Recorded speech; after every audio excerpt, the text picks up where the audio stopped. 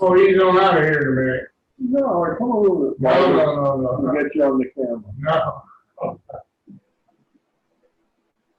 Come this way a little bit. Y'all better put a mask on. Enjoy. You're good Catch you now. later. Jack, glad I talked to you anyway. Jerry, Okay, Rolo. come back. I will. I will. See you in a couple days. Yep.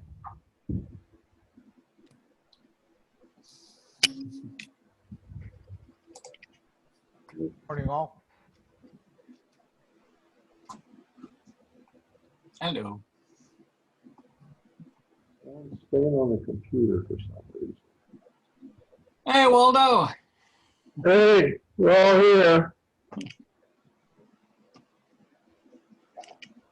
Got it.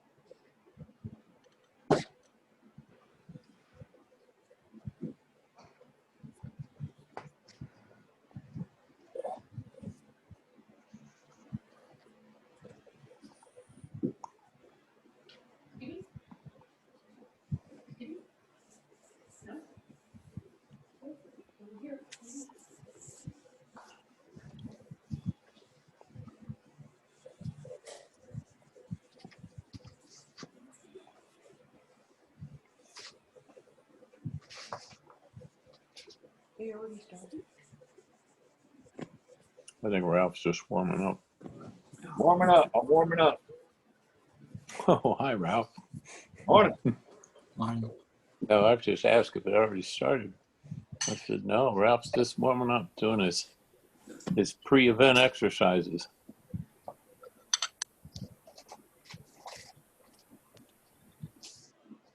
Getting a little rust off the bed.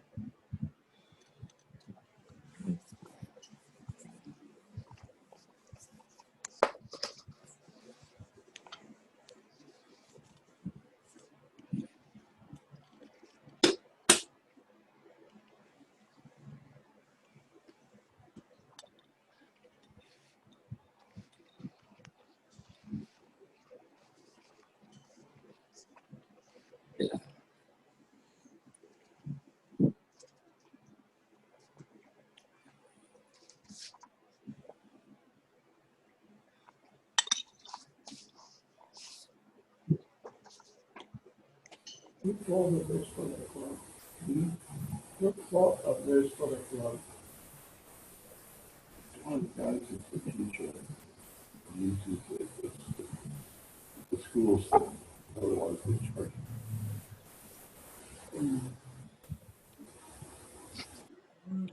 Morning, Waldo. Good morning, Jack.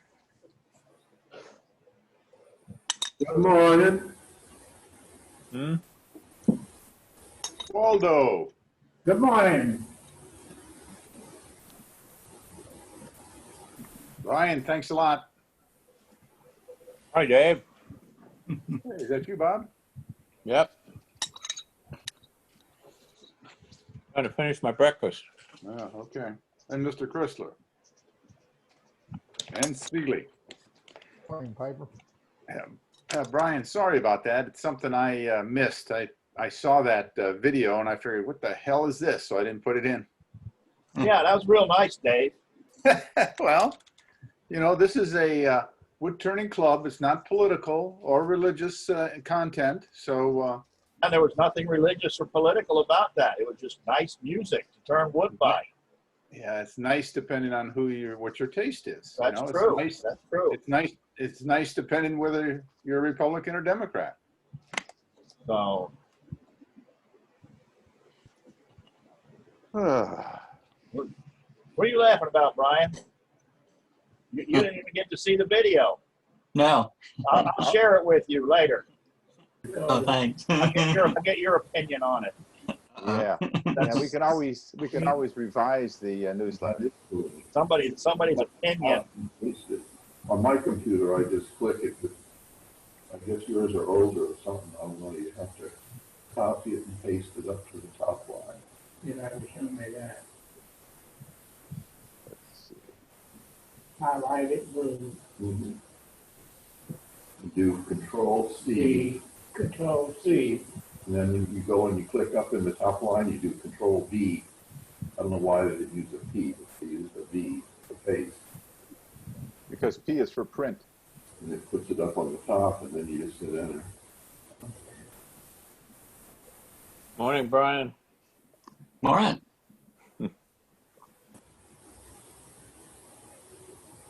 Morning, Dave. Morning, Bob. Oh, Mr. Siegley, you mean? Okay. Mr. Sigley, yes. Morning, Bob. Mr. Siegley's not here. That's my dad. Hi, Mike. Oh, yeah. There you go. Hi, Mike.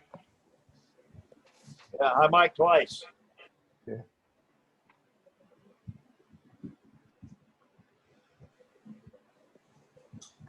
Mike, are you in Miami or are you out one of the recoveries? You're muted. I'm in Miami. I'll probably go to the recovery next week. Okay. Here they got trees over there. They got a freeze? You get to have some nice trees. That's where I got a bunch of nice pieces last time was when I got to saw off the big trees. Oh.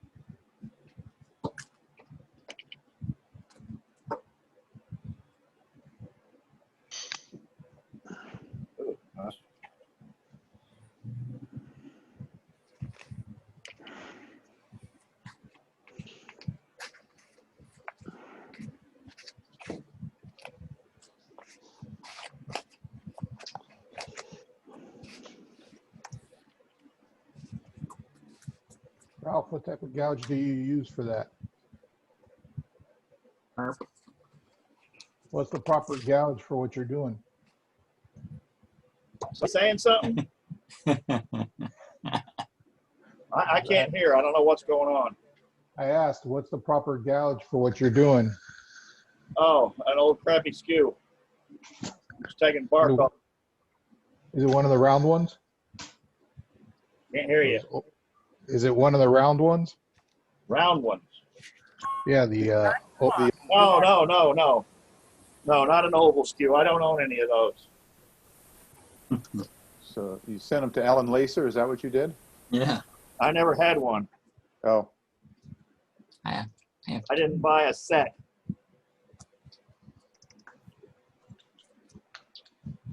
There we go. So I'm taking some bark off a piece of Norfolk. hmm. Where How we about a take- regular chisel? I don't have you on, I'm sending out that I can't see what you're doing. How about a regular chisel? You know, wood chisel, like Yeah. carpenters? Oh, Yeah. I actually have a long, heavy duty wood chisel, but I don't know where the hell it is.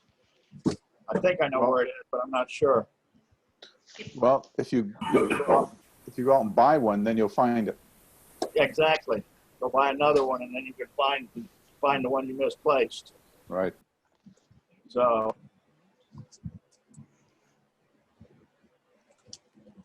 now this has got some black to it. Mm.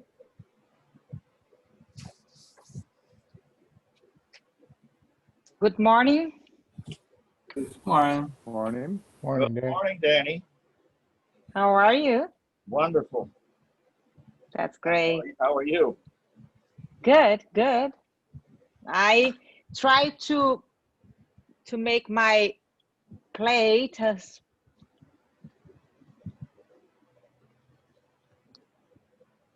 Very nice. Nice. Yeah. still have to go back to the lake, but that's fine. Just to give a better finish, but that's fine. Good.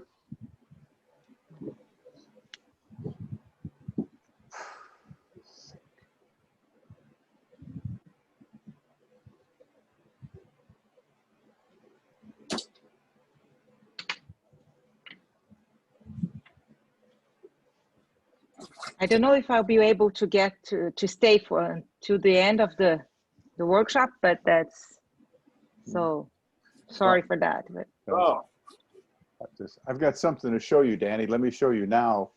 oh, If you yeah. can leave early. You remember a while ago, I gave you and Paula some of those burls, those small burls? Yes, Okay. yes. And remember what I did is I don't know if you can see this. The mushrooms. Yeah, but here, let's see if you can see this. There, that's better. Here's the burl. Remember I cut off both ends? Yes.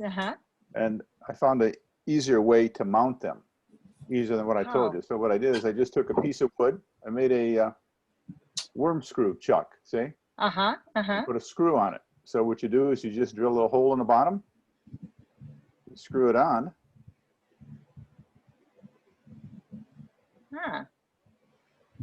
You put it in your lathe and you turn it. You could use the system for when you do the bottle toppers. Yep, that too. You can use this. Okay. But with the bottle stoppers, if you're going to use a purchased stopper, you need to drill a 3/8 hole and use that 3/8 by, I don't remember, Ralph, what the thread is on a bottle. 5/16 hole.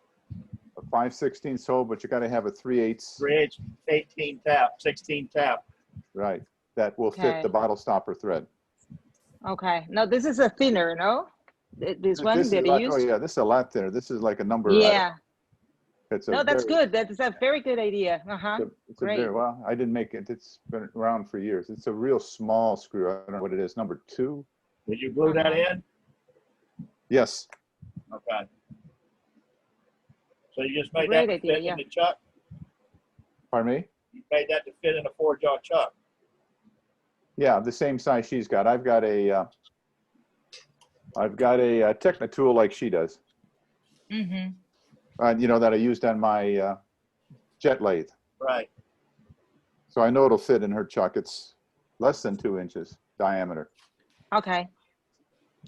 It'll work. Perfect. I will try to do that. I have some pieces, small pieces of wood that as well that I could do Yep. the same way.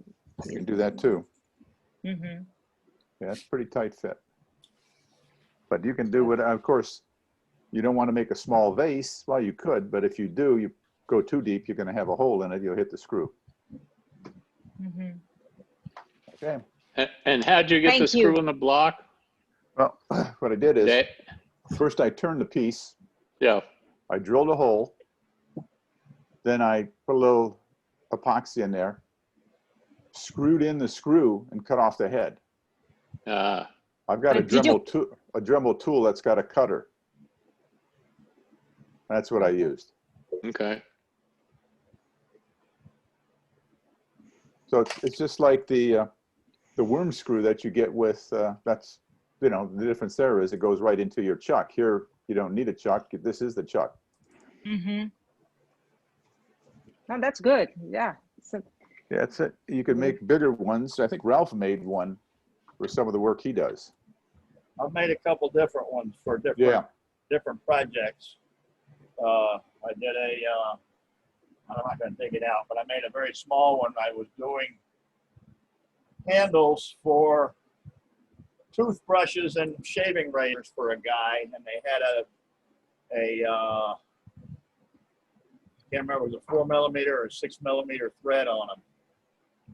And so I got a little, you know, bolt that size and made a mandrel to where I could screw the blank on.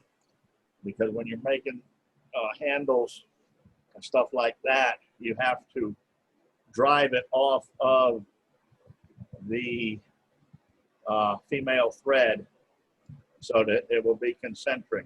You know, if you try and turn a piece and then drill and tap it, it's not gonna be square to what you're trying to attach it to. So you have to actually drill it, tap it, and drive it from the thread that you're going to be using on the piece, and that way everything comes out concentric. okay. So I hope everybody understood that. Yeah, well, that's the mistake I made in the past. When I did this, I didn't drill the hole on the chuck. You know, I take it off and drill the hole, and then, you know, when you go to put the screw in, it's off center. So you need to, I think that's what you're trying to say, Ralph. You need to leave this on the chuck and do your drilling and tapping while it's on the chuck.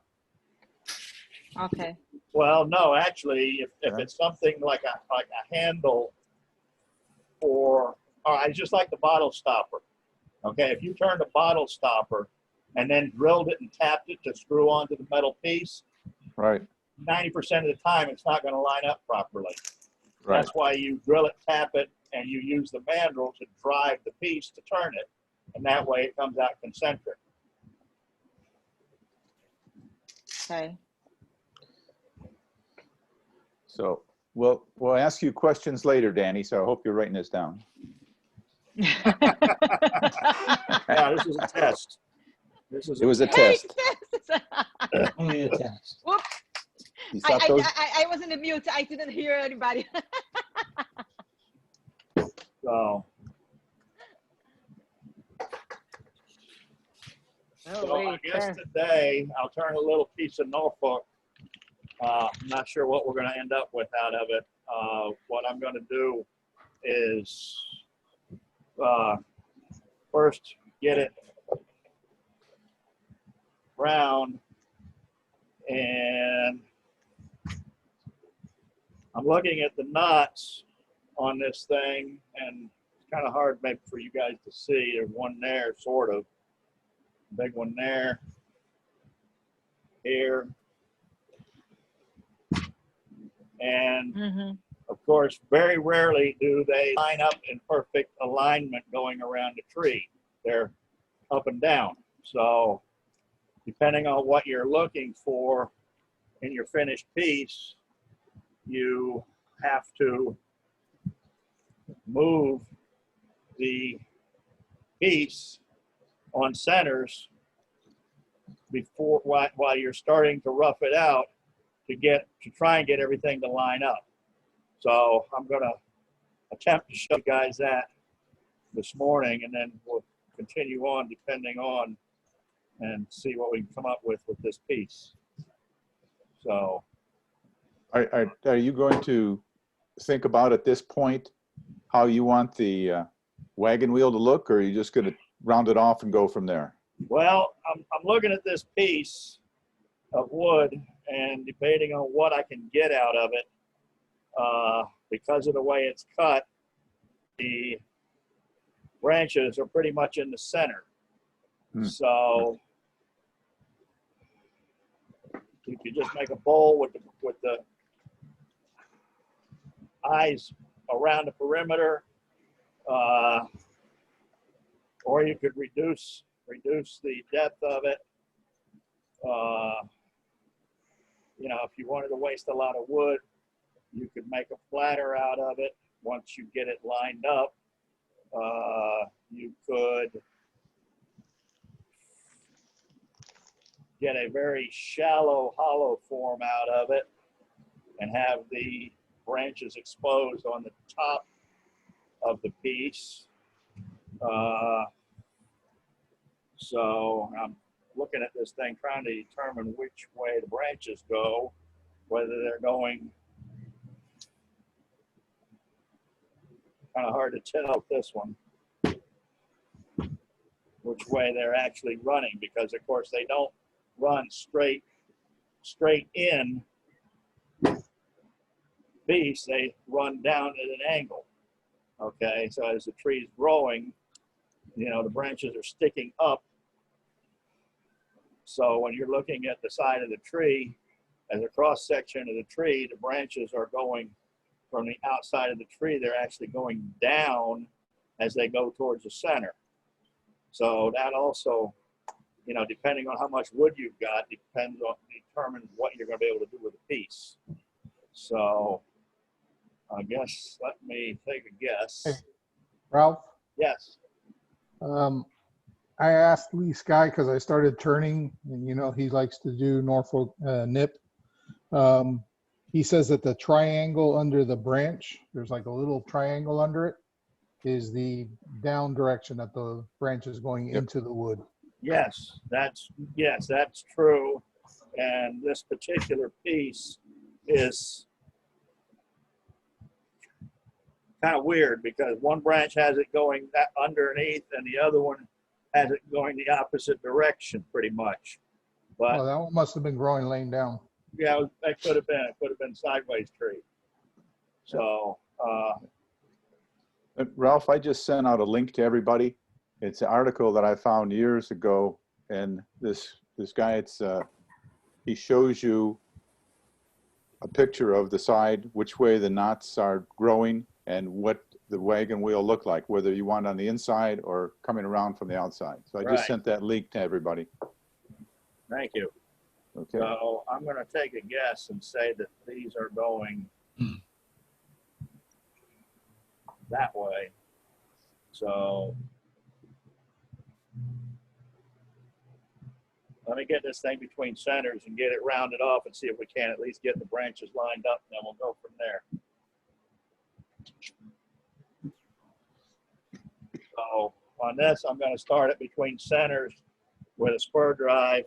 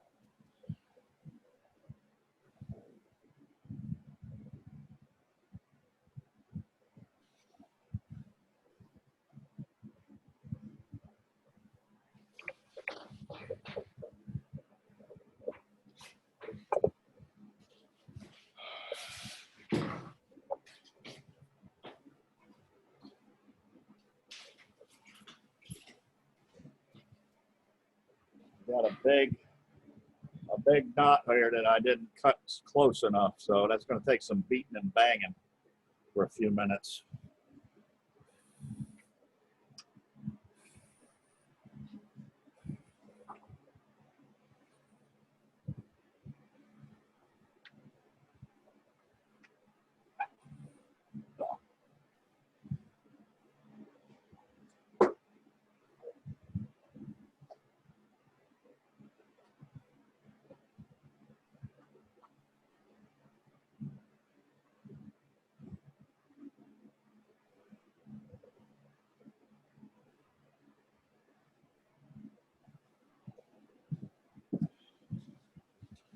So here we go. Put the lathe forward. Going slowly.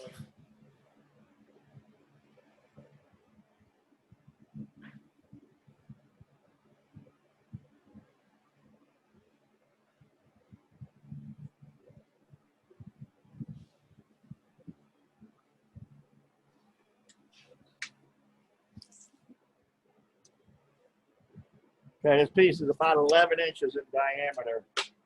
So starting off, I'm going to spin this thing up at about 340, 350.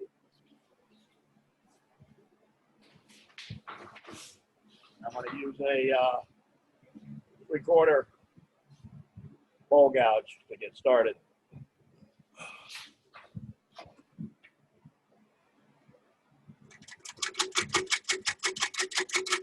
Is that a towel up by your headstock? A towel? Yeah, that's a towel on my laptop keyboard. Oh, okay. It's just, you know what happened to me with the towel, so. Yeah, I do. Okay.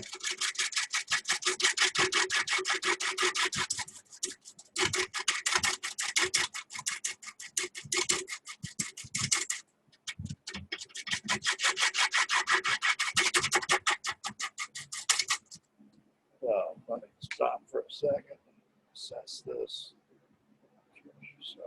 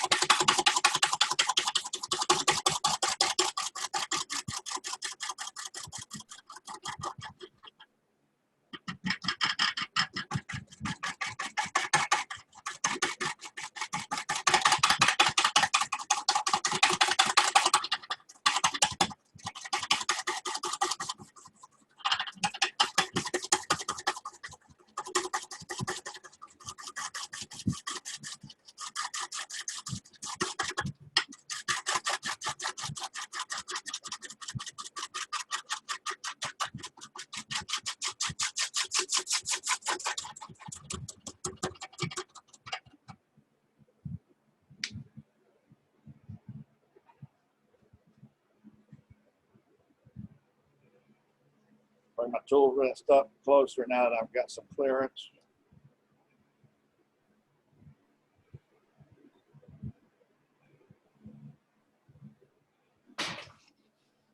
Bring up my speed a little bit.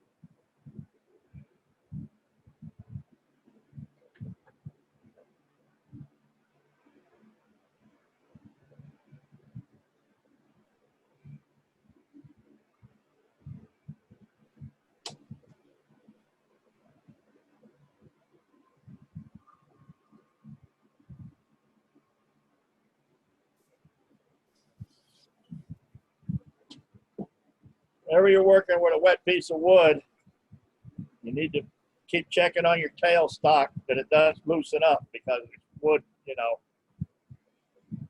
it's when it's wet, it's soft. Plus, as it throws moisture, it starts drying and shrinking. So keep an eye on your tailstock.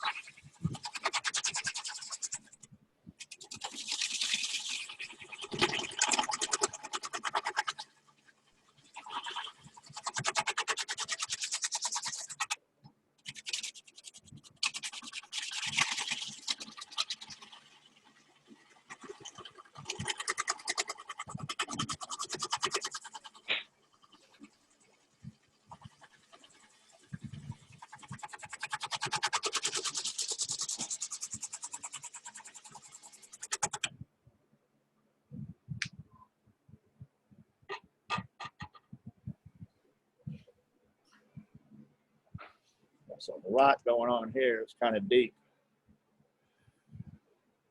We're gonna get rid of all that.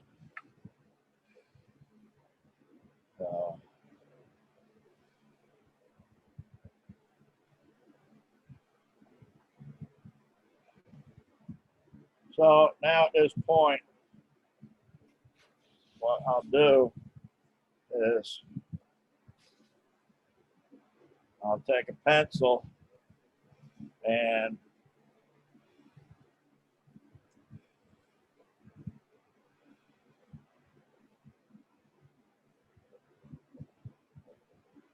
pick the knot that's pretty much in the center of the piece, and I'll put a pencil line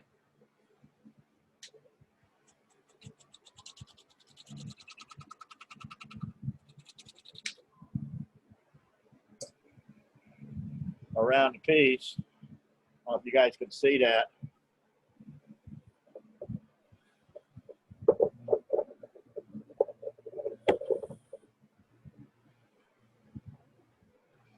Okay, so of course it's not touching because it's not quite round yet, but we're in the center of this knot here.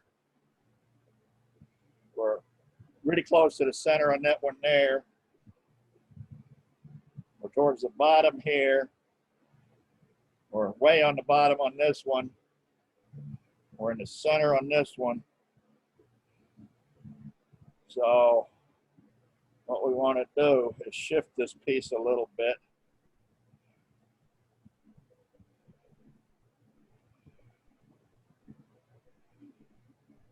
I want to drop it down a little bit this way.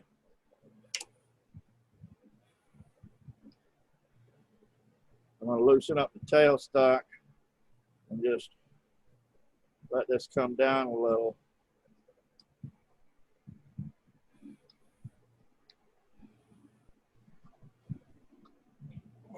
of course, now it's way cockeyed, as you can see. So we'll re-true it.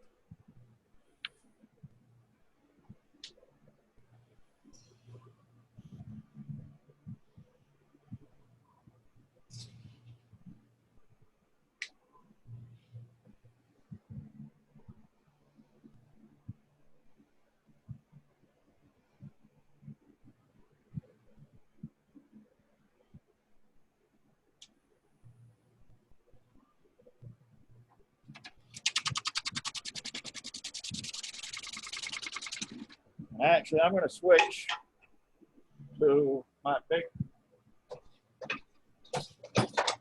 spindle roughing gouge. Some people say not to use that on this, but I've done it without any real issues.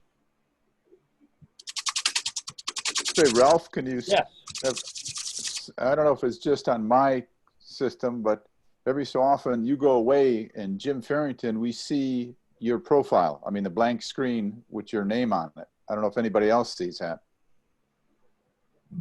Where Ralph. Yeah, I do as well. Yeah, it's coming But through. Jim, Yeah, Jim, some reason Jim, yours is. mute. If Jim Is can- Ralph spotlighted? No. No. If you spotlight Ralph, it should only focus on him when he talks. He's got to spotlight himself. Yeah. Oh, spotlight yourself, Ralph. Yeah. But in a nice way. We don't want to see anything gross, okay? Forgot to do that.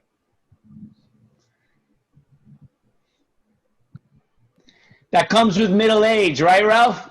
Yeah, exactly. Hey, that looks a little better. Well, we may also, Dave, that may be a issue with the connection or the bandwidth, I'm sure. Oh, okay.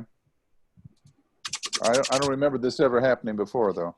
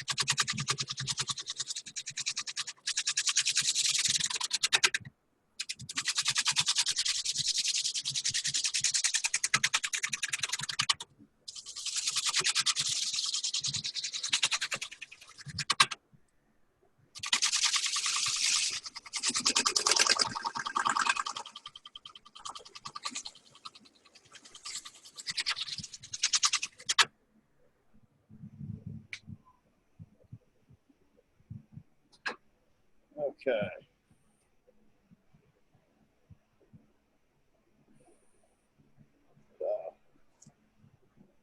Draw another line and see what happens.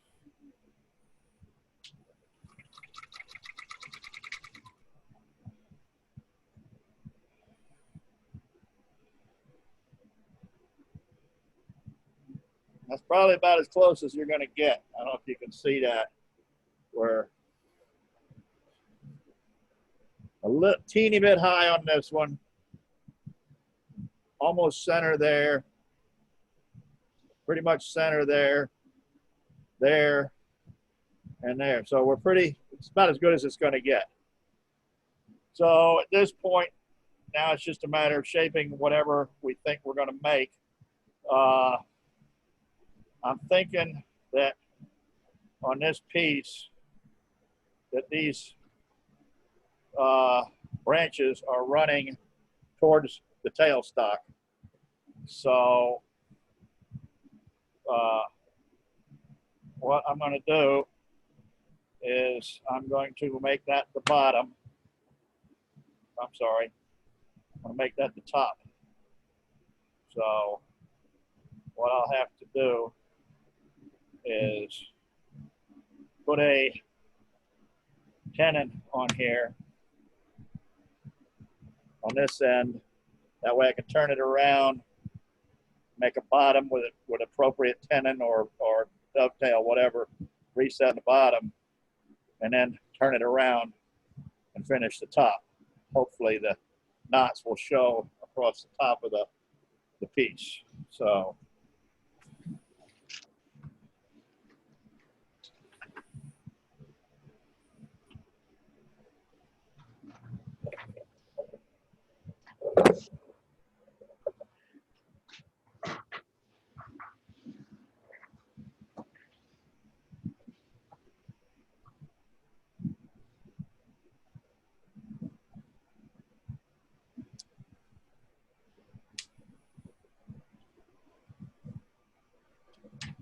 and of course, because we offset the center on this bottom piece is way out of alignment. So there's a lot of material that needs to come off here to get to where we need to be.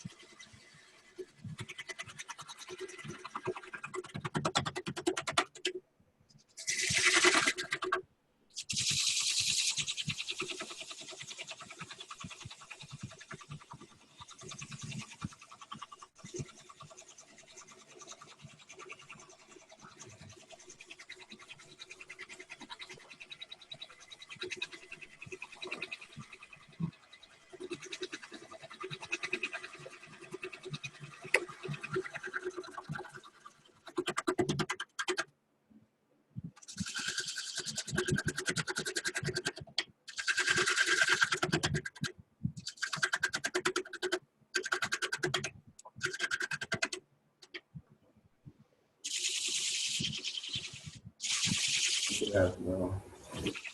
Another question.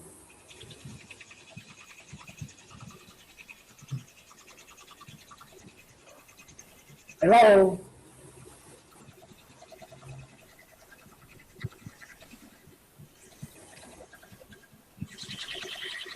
Ralph, are you there? Yeah, what's up? I think Waldo has a question. Got to talk loud. I can't hear. I hope you can't hear. Well, with the lathe running, it's kind of hard to hear. All right, listen. What speed approximately is he turning? What speed are you turning, Ralph? Oh,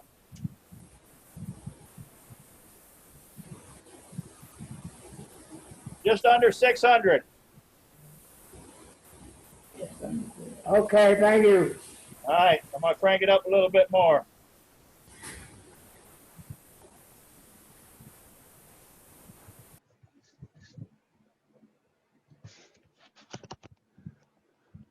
A little over 7 now. Bring bring in the tool rest.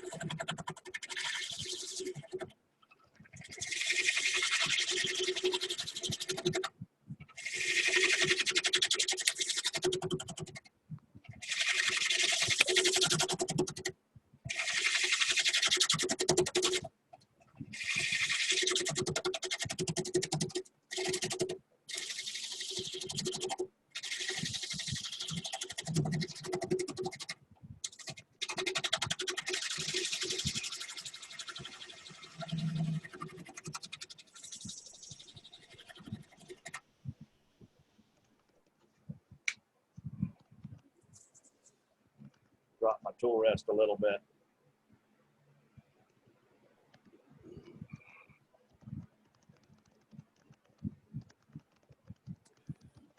And unfortunately, you can see it there, this damn rot runs all the way down. So this may not end up being a very decent piece. It may just be garbage.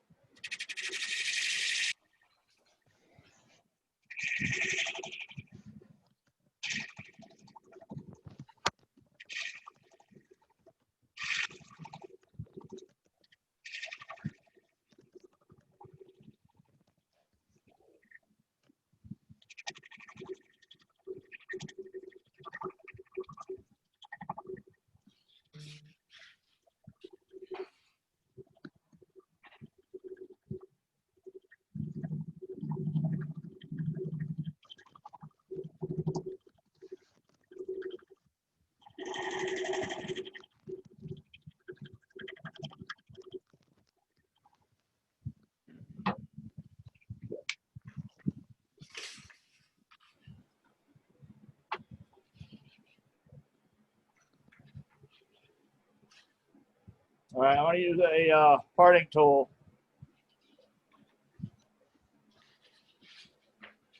Just to shape this tenon properly.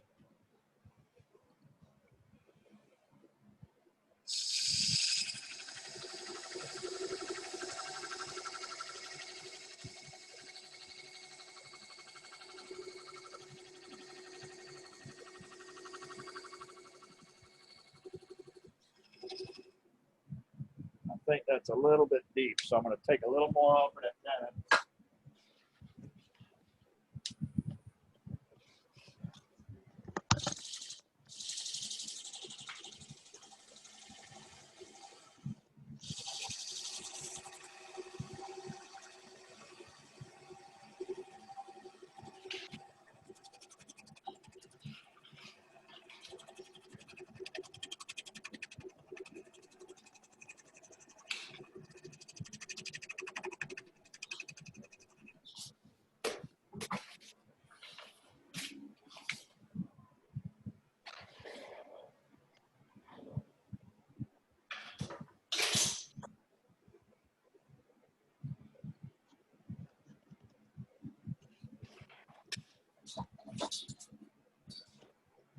So get rid of this nub here.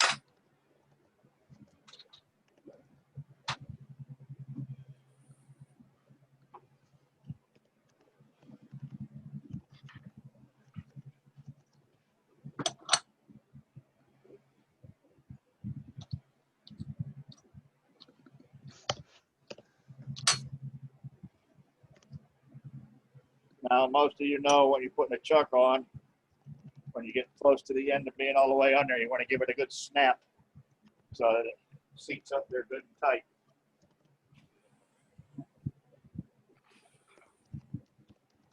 So.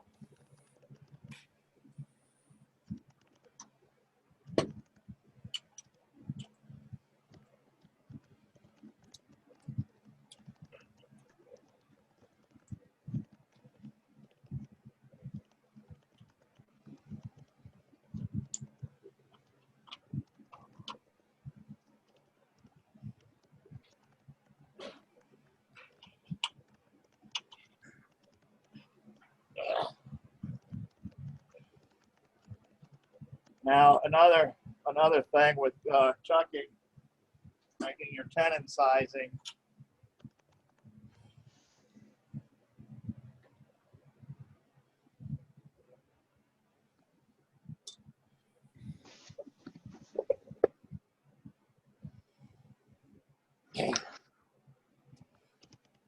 The most holding power comes when you make your tenon sized or your mortise sized to where you just got a small gap in between the jaws, okay? If you make tenon so big that you've got your jaws way out here like this, you're only contacting on these points. You're not getting the full gripping power of the chuck, okay? And the same thing if you're using a mortise, okay? This is not round anymore, okay? And your mortise obviously is round, and when the jaws are out like this, they're not round anymore. So you're pushing on 4 points only, not getting the maximum grip out of the chuck. So when you're down somewhere like this, where you've got a, 1/4 inch gap or less, where you get the most power out of the hold on the chuck.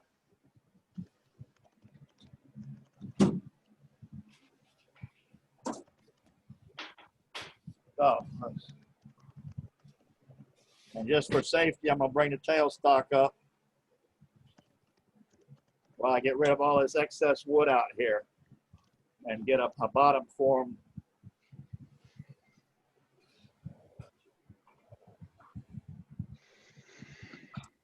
Always a good idea to use a tailstock as much as possible.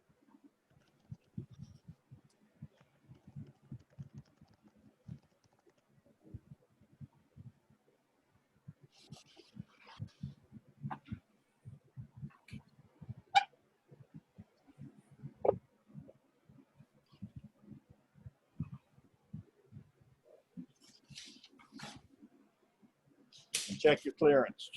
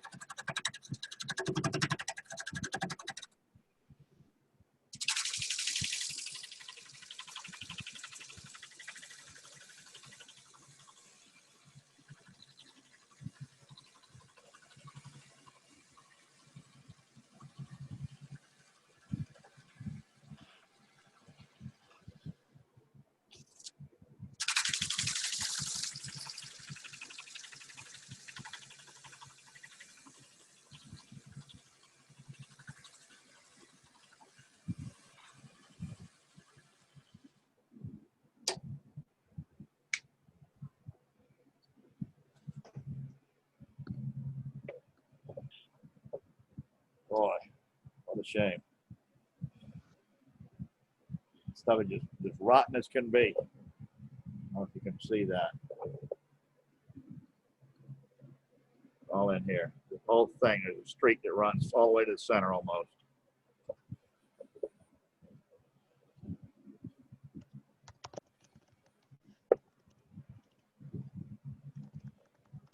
How long has this wood been sitting, Ralph? That's only, actually, it's only been there maybe 2 months. 2 months. So it hadn't been that long. I'm not sure what caused us to do that. So, and I think actually, you know, we had talked previously about some of this stuff, but I don't think it helped this piece.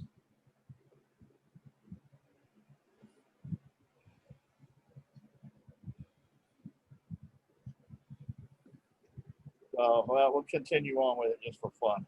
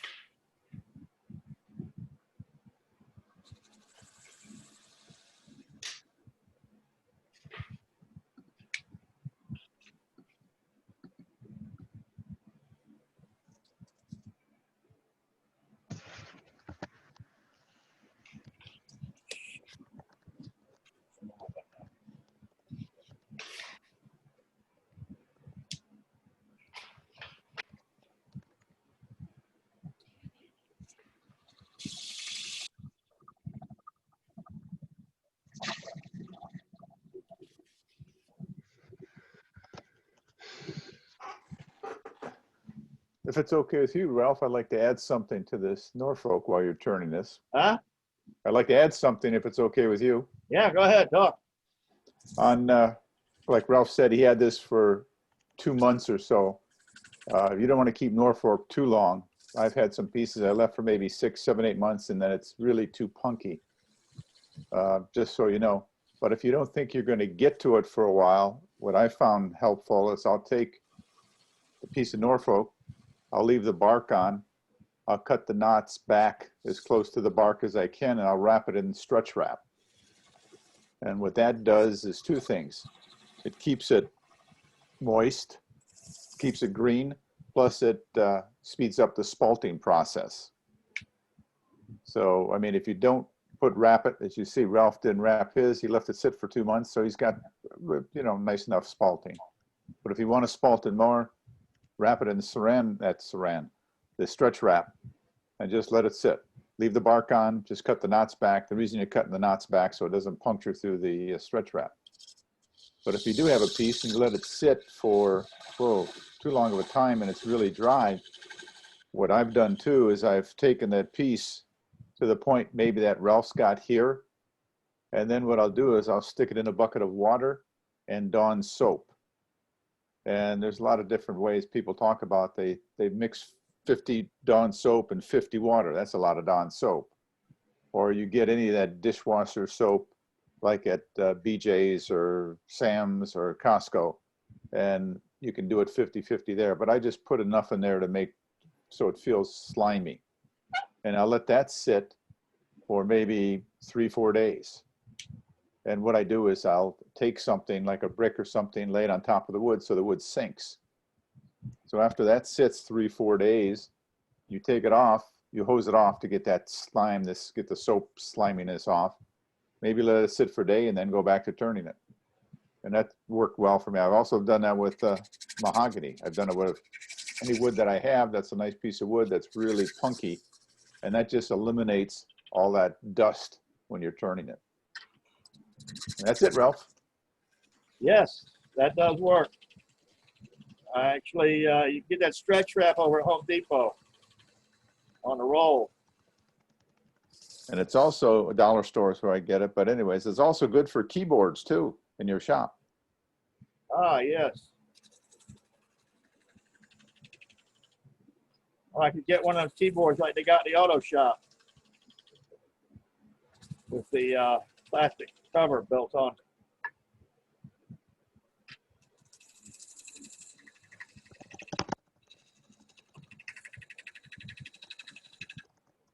So anyway, I'm just doing this for fun because this is going to be a throwaway piece. But shape your bottom, do some sanding, finishing if you want. You know, there's a lot of different ways to finish Norfolk. So let me turn this thing around and hopefully we can get these knots to show up like we're looking for.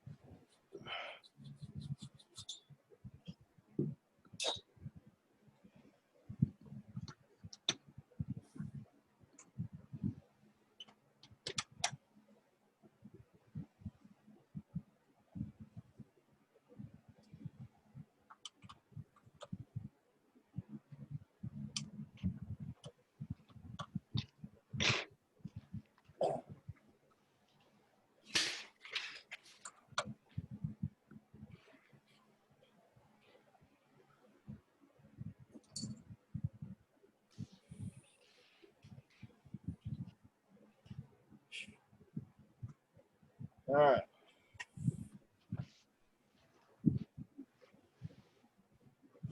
Ralph, Yes.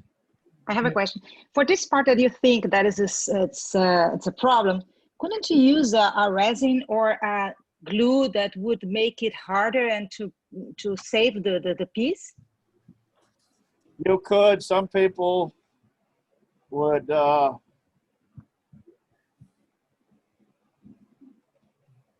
guess they would try and what they call stabilize this. I don't know if you can do it that well with wet wood. Okay.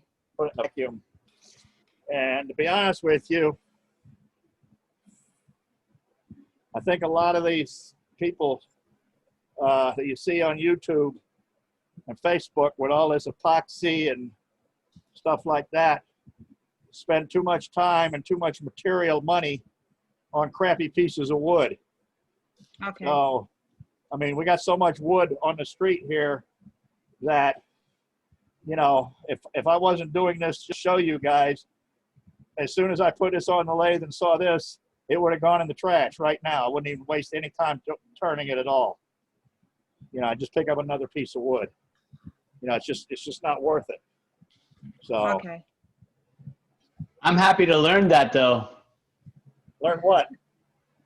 I'm happy to learn, like, if I find this in one of my woods, I'll just throw it away, because I would have just kept on working on it until I realized, oh, this is terrible, or it broke on me. Well, it's, you know, for practice, it's fine. You know, if you want to practice cutting, there's nothing wrong with that and dealing with this. But to try and make this into a piece that you would try and sell, it's just not worth the time and effort. You know, and that wood hardener that I showed you earlier, you know, that stuff's not cheap. And I don't know if that would even help this piece at all. And, you know, when you start putting epoxy and this and that, you're talking money and material, you know, and sometimes it just gets to be a, you know, it's A just pain in the loss. butt. Yeah, exactly. It's a loss. Yeah. So Yeah, but I'm happy to learn that.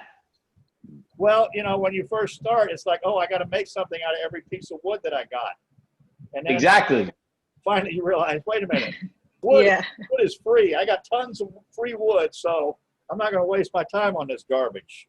Yeah. So Okay.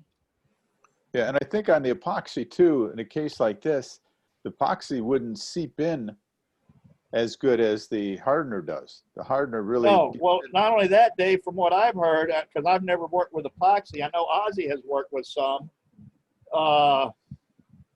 I think your wood has to be dry, otherwise you get some kind of reaction with epoxy. Yeah, mine has always been dry. I never did try it wet. Good You know, point. and this is wet. I don't know if Yep. you saw it earlier. I had the sludge coming on, you know, in the flute of the gouge. So let me see if we can expose these knots.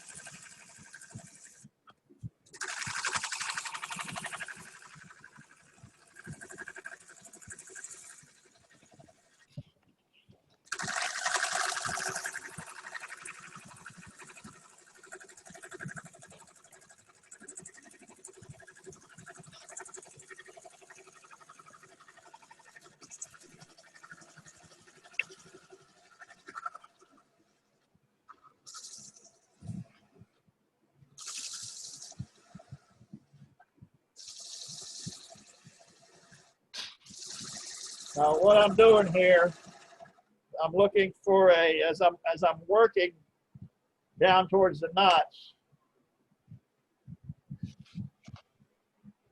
I'm kind of working on a final top shape for this piece, because this is obviously going to be a shallow piece. And you know what I'm looking at here possibly is cut across the top, exposing the knots, and then coming up with a stem which would have the opening to hollow this out. So, and it looks like we're starting to see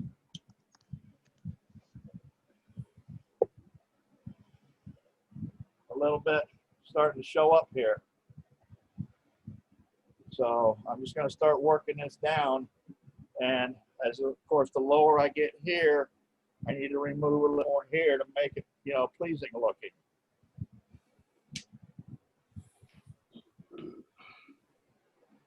I'll also bring my tool rest in a little closer. Always shut the tool machine off when you're moving your tool rest.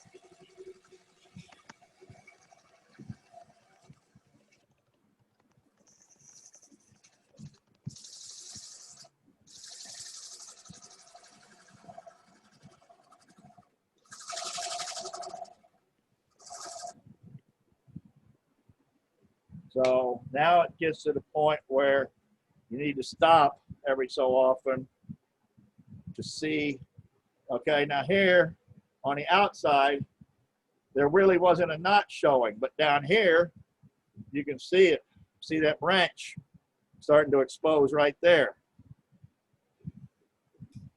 So I'm going to switch to a different gouge.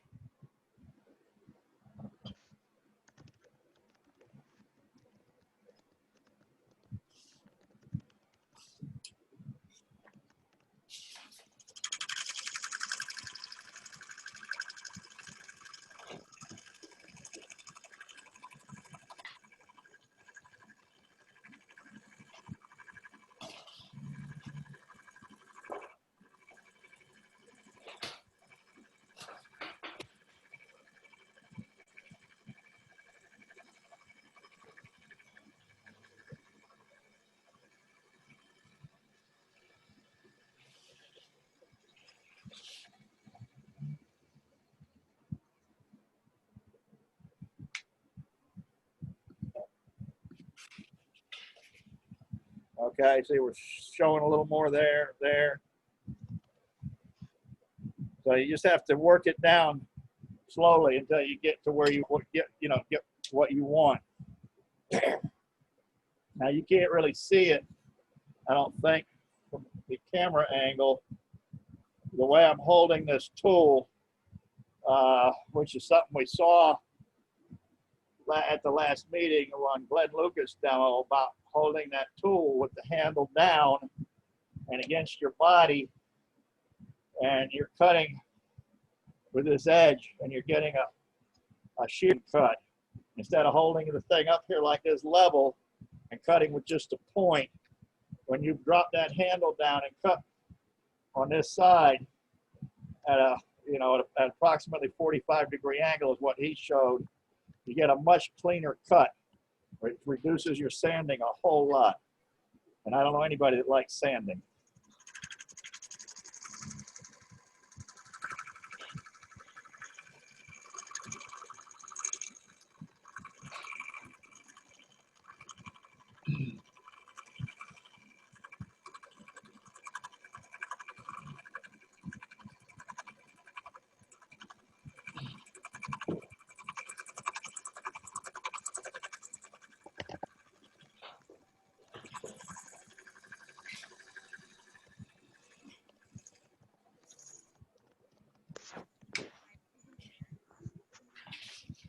Oh, you're like, you called the number? Is that number there? Yep.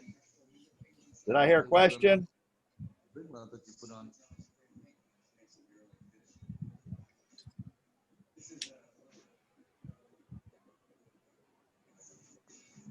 All right, now I've increased my speed again.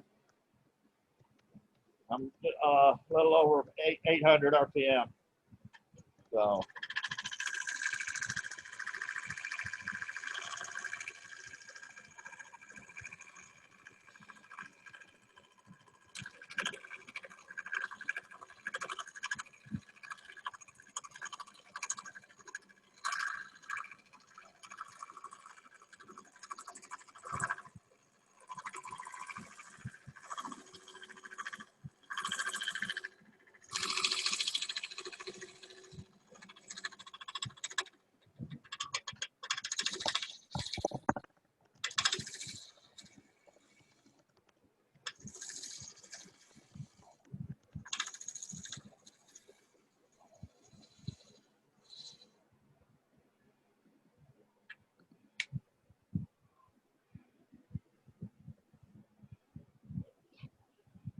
So now you can see that's starting to show more.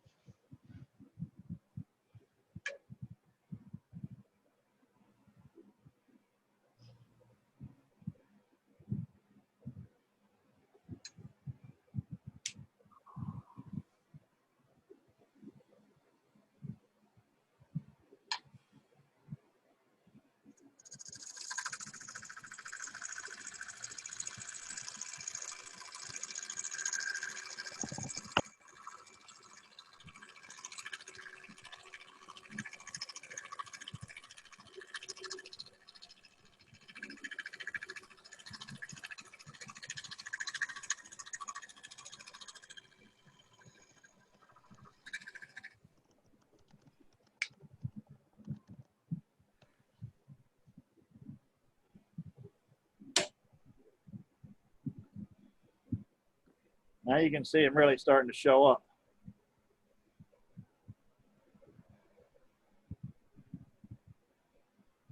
This one's still hiding.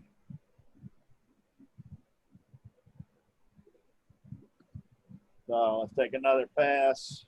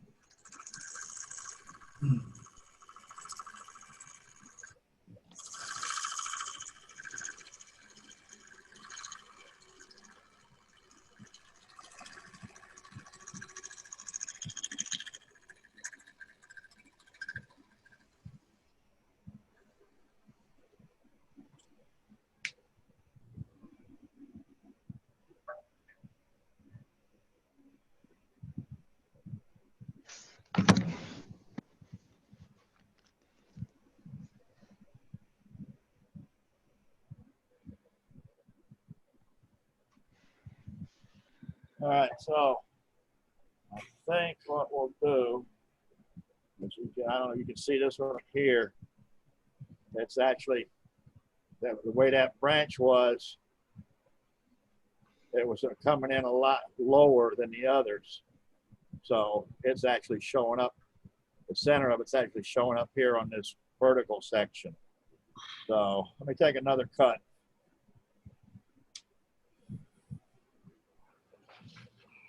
Get my tool rest a little closer.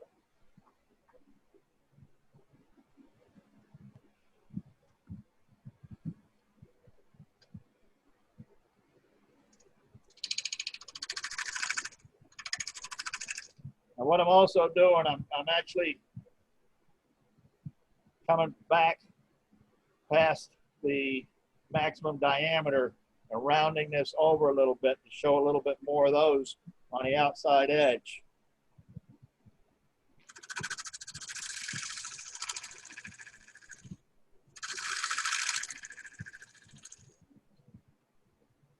And then I'm taking about,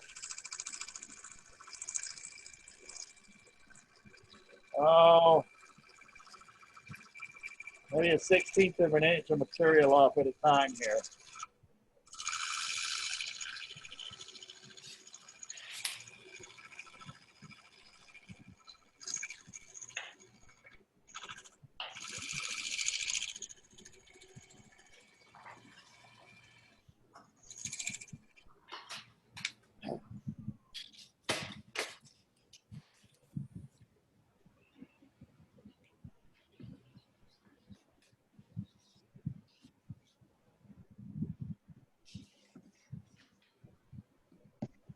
All right, one or two more cuts here, and then we'll do sort of the other portion of this.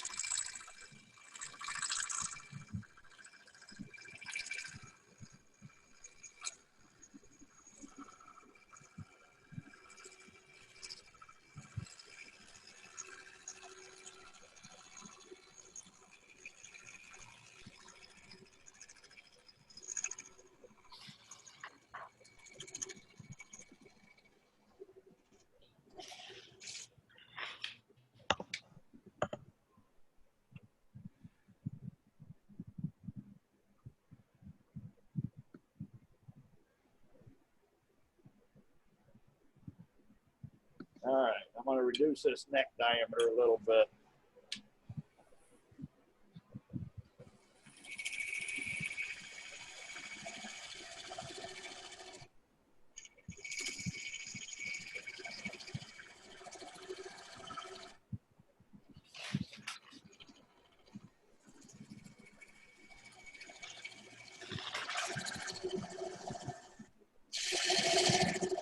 Why are some addition facts easy to add?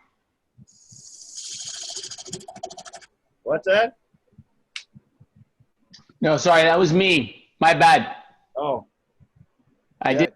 Probably need to mute yourself. Yeah, I did. I didn't have myself muted. Sorry. okay. Just as long as we don't have any gender reveal parties today, Saul.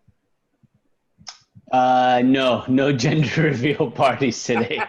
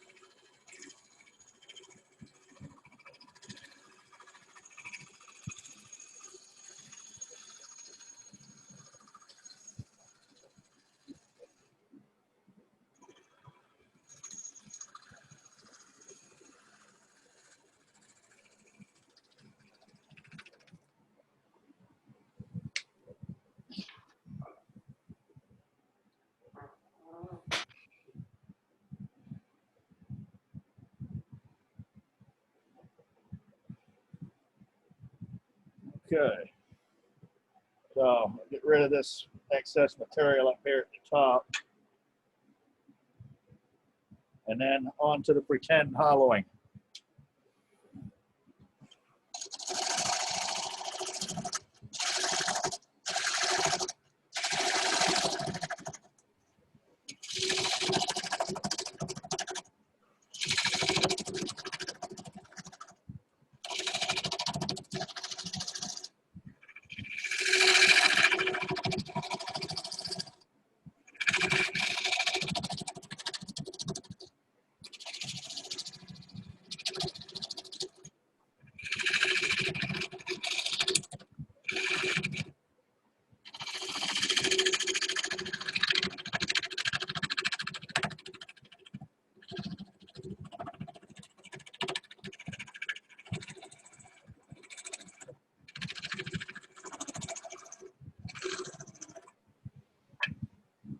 Get the tailstock out of the way. Get your live center out of the tailstock.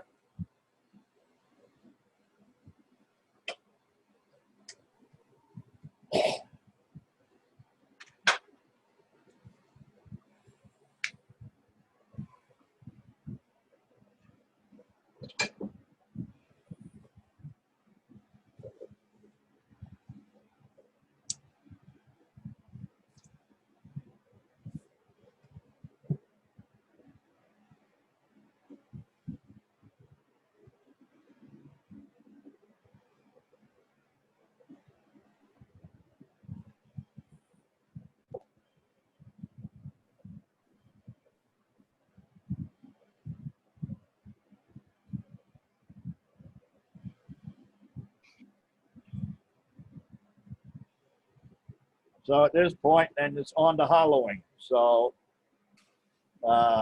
easiest way to get started is to drill a pilot hole down the middle. First, let's get this cleaned up where we can get a drill centered.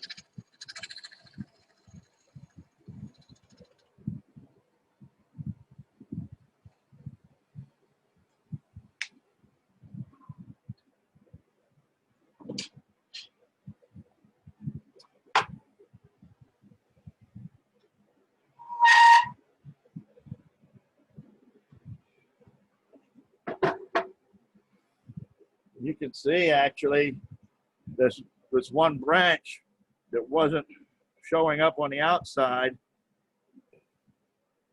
is coming in here, and it looks like this one, which is, looks like there were two branches actually here, one here and one here, and this one's actually showing up here. And the actual center of this piece is right here. So started it, I didn't center it on the pith, I centered it on the diameter of the log. So, which is another thing you can do if you want, depending on the look you're after, you can center it on the actual pith, which of course is going to reduce your diameter quite a bit.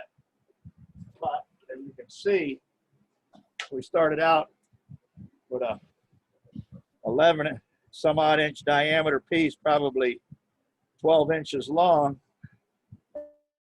We've ended up with a little under 10 by about 3.5. So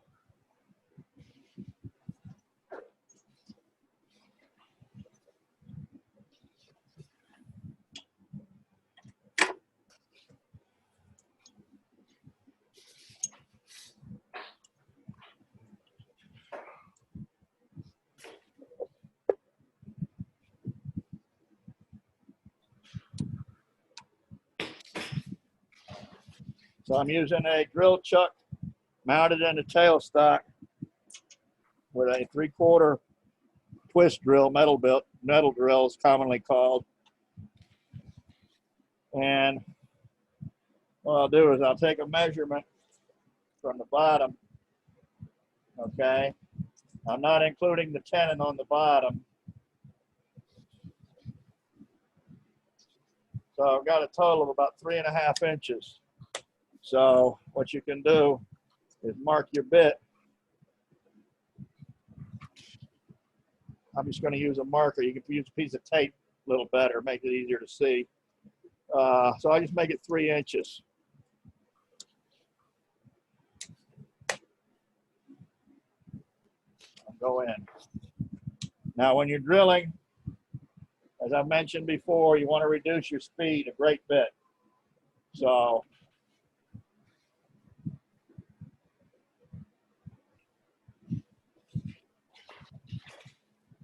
down to about 250. I know a lot of you that have lathes that won't go that slow.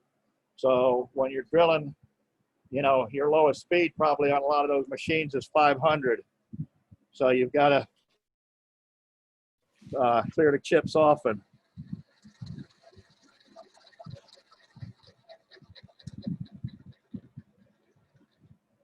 You know, back it out. It helps when if you've got compressed air.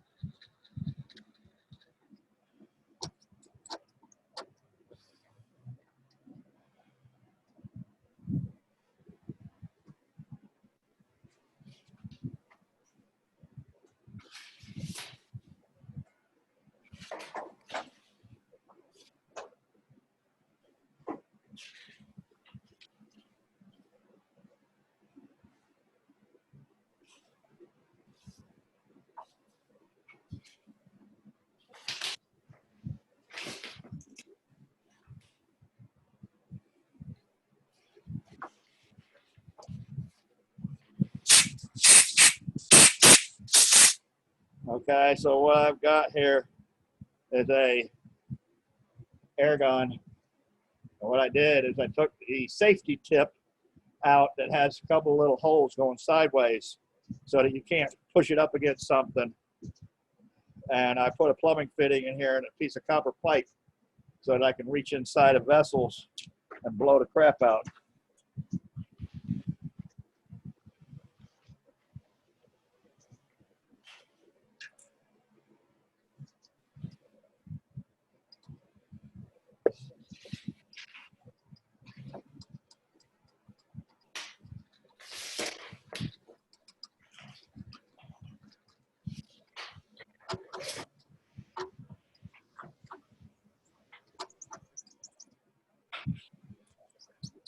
Okay, so what happened there was I didn't clear it quick enough. And the shavings will expand because they get hot.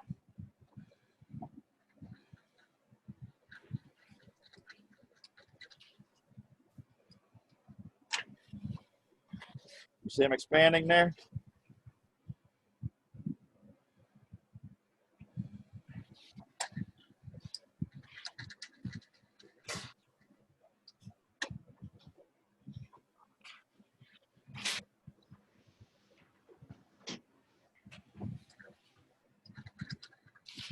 All right, close enough.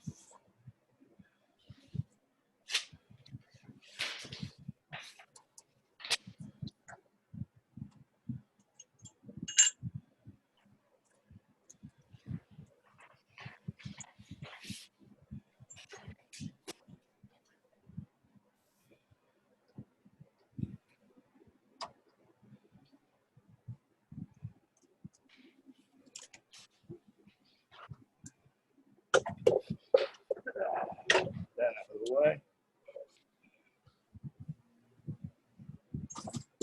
So,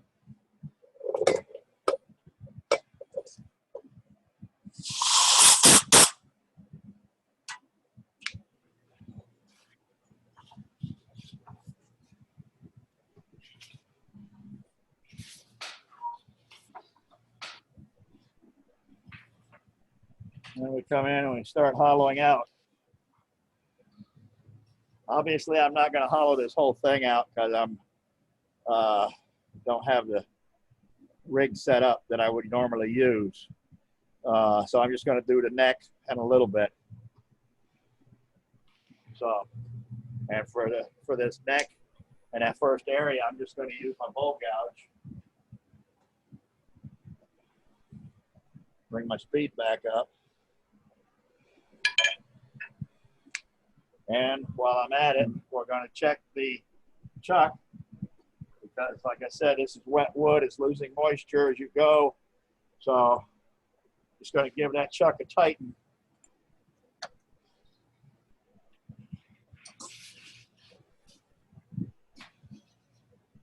Drop my tool rest a little bit. Got to get this out of the way.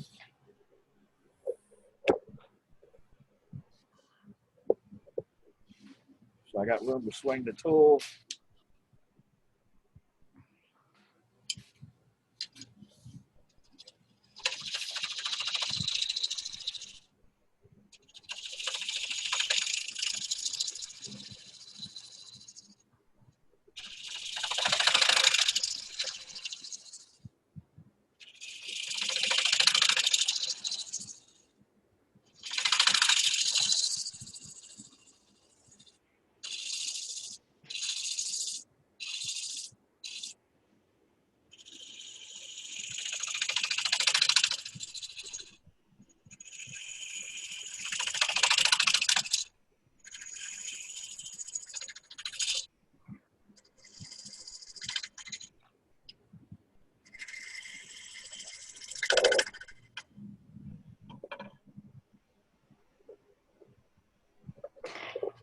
let me get a shorter handle gouge because this one's hitting the tripod.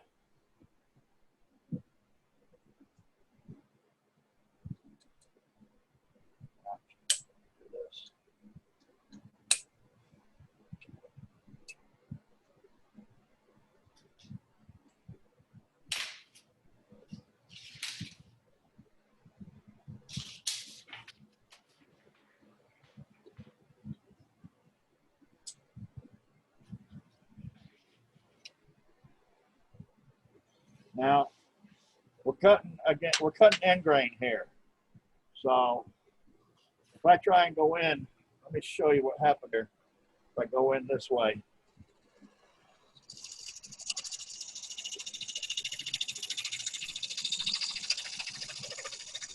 Not cutting too bad. But I'm getting mostly sawdust powder versus actual shavings by coming the other direction.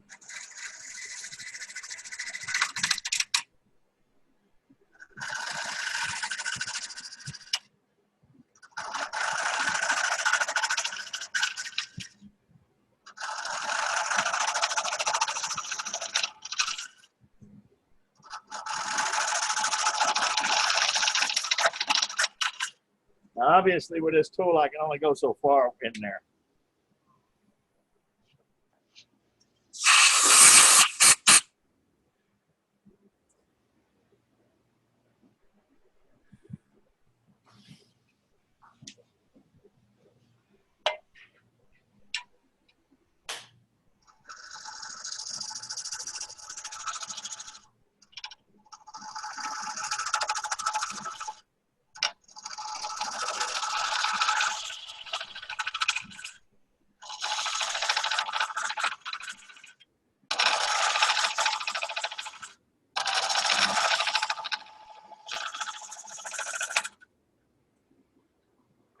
You got to be careful that the way you roll this tool, because if you've got the flute up like that, you're going to catch this wing. So you've got to lay this thing over and carefully feel your way around in there, but you can't see what you're doing. And like I said, you can only go a certain point safely with this. Once you get to a certain point, you've got to switch to a different type of hollowing tool, of which there are many, many, many. And I've got the Jameson rig, which takes some setting up, so we're not going to do that. But what I've also got, what I made before I built that, was just a straight bar. And here's kind of limited also. Let me see if I can find it.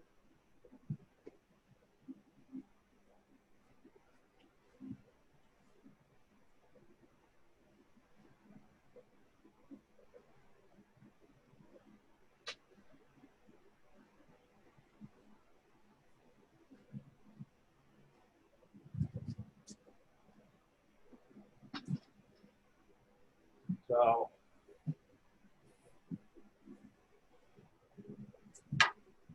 we've got, this one's just a 5/8 piece of cold rolled. And I've drilled a hole in, and tapped it to hold a set screw. And you put a cutting bit, 3/16 works very well, okay, in there. And that way you can go in and remove material. This thing has a little short handle on it. Okay, so this whole thing is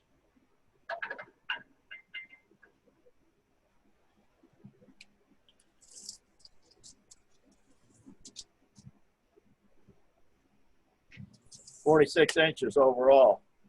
And actually, when I made this, it was overkill because with 5/8 diameter steel, you can't really get more than 4 or 6 inches over the tool rest without having a whole bunch of vibration. So this was really a waste of material. So I've got another one made out of 1-inch.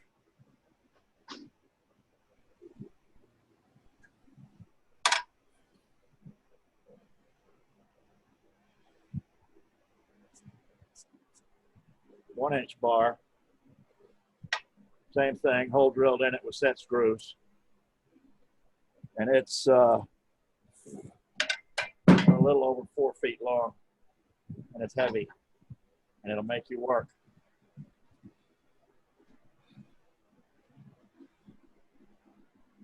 And you can still only get so far with it. Now, what you can also do, and I have to dig them out,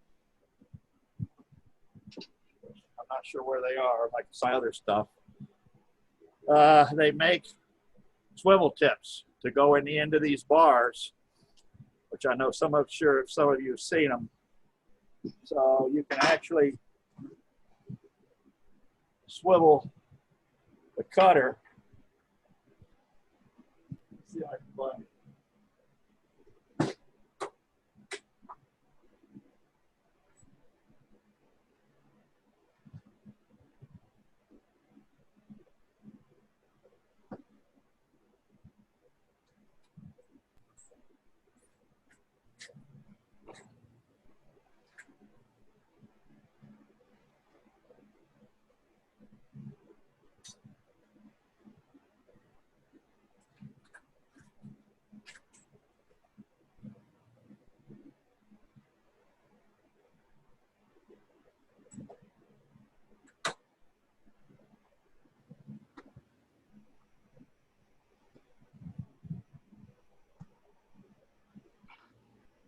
Okay, so this is a bent tip. This is just the base of it. I got to find the rest of it. So basically what this has, this goes in the bar, so it gives you an angle to get around the corner. And then you've got a disc here with a slot cut in it to accept this cutter. And that way you can angle this. This is at an angle to reach around the corner. And you can also angle the cutter. So you can actually angle that cutter back and come along and cut the inside of this. So, you know, we used to do it by hand, and then somebody came out with the idea of putting a laser on it. And then somebody else came along, and I don't know if it was Trent Bosch, but he's the one that brought it to the public. I think he calls it his visualizer, where you actually have a camera mounted, lined up with your cutter tip. And it's a whole process. I know we've done some demonstrations in the past on it. Some of you seen them, some of you haven't. It'd probably be good for a demonstration in the future. But you can also go on Trent Bosch's website and look it up. You know, he has his own system. Dave Piper's got one. How do you like that, Dave?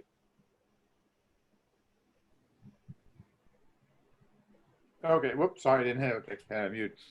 I'll tell you, I like it. It's pretty good. It's a, what does it call it? What's that called, Ralph? A articulating. The arm, the elbow thing. Yeah, the elbow. It's in like 2 or 3 pieces, and you get in there pretty good. I like it. It's depending on how tight you make it, it goes in there pretty good. But yeah, the visualizer that he sells, I saw him live up at Florida Symposium once. That goes for like $650, and that doesn't include his hollowing system. That's right. Another no, $350. You're going. You know, that's the thing about this is a lot of this stuff you can make yourself. I know Joe Dion and Will Riley made their own system. You know, using a spy cam. And you just use a monitor, and I believe there's some type of converter box. I'm not exactly sure what it is that, you know, converts the signal from the spy cam, puts it on the screen, and it's pretty cool. So, you know, there's many ways to do hollowing. I still do it kind of the old-fashioned way. I've been pretty happy with the Jameson system. You know, it's a little pain in the ass to set up, but it's not that bad. You know, there's many systems out there. And, you know, Don Vandehei has, I think he's using Steve Sinner's setup, which is basically nothing more than 2 round bars welded together, and that keeps it from rotating. Okay, with a single bar like this, you can go in there, but you've got to worry about it rotating on you. So, and the reason for the long handle is you can get it up under your shoulder, you know, like this, work with it like that, and get in there and work. You know, there's this thing called leverage that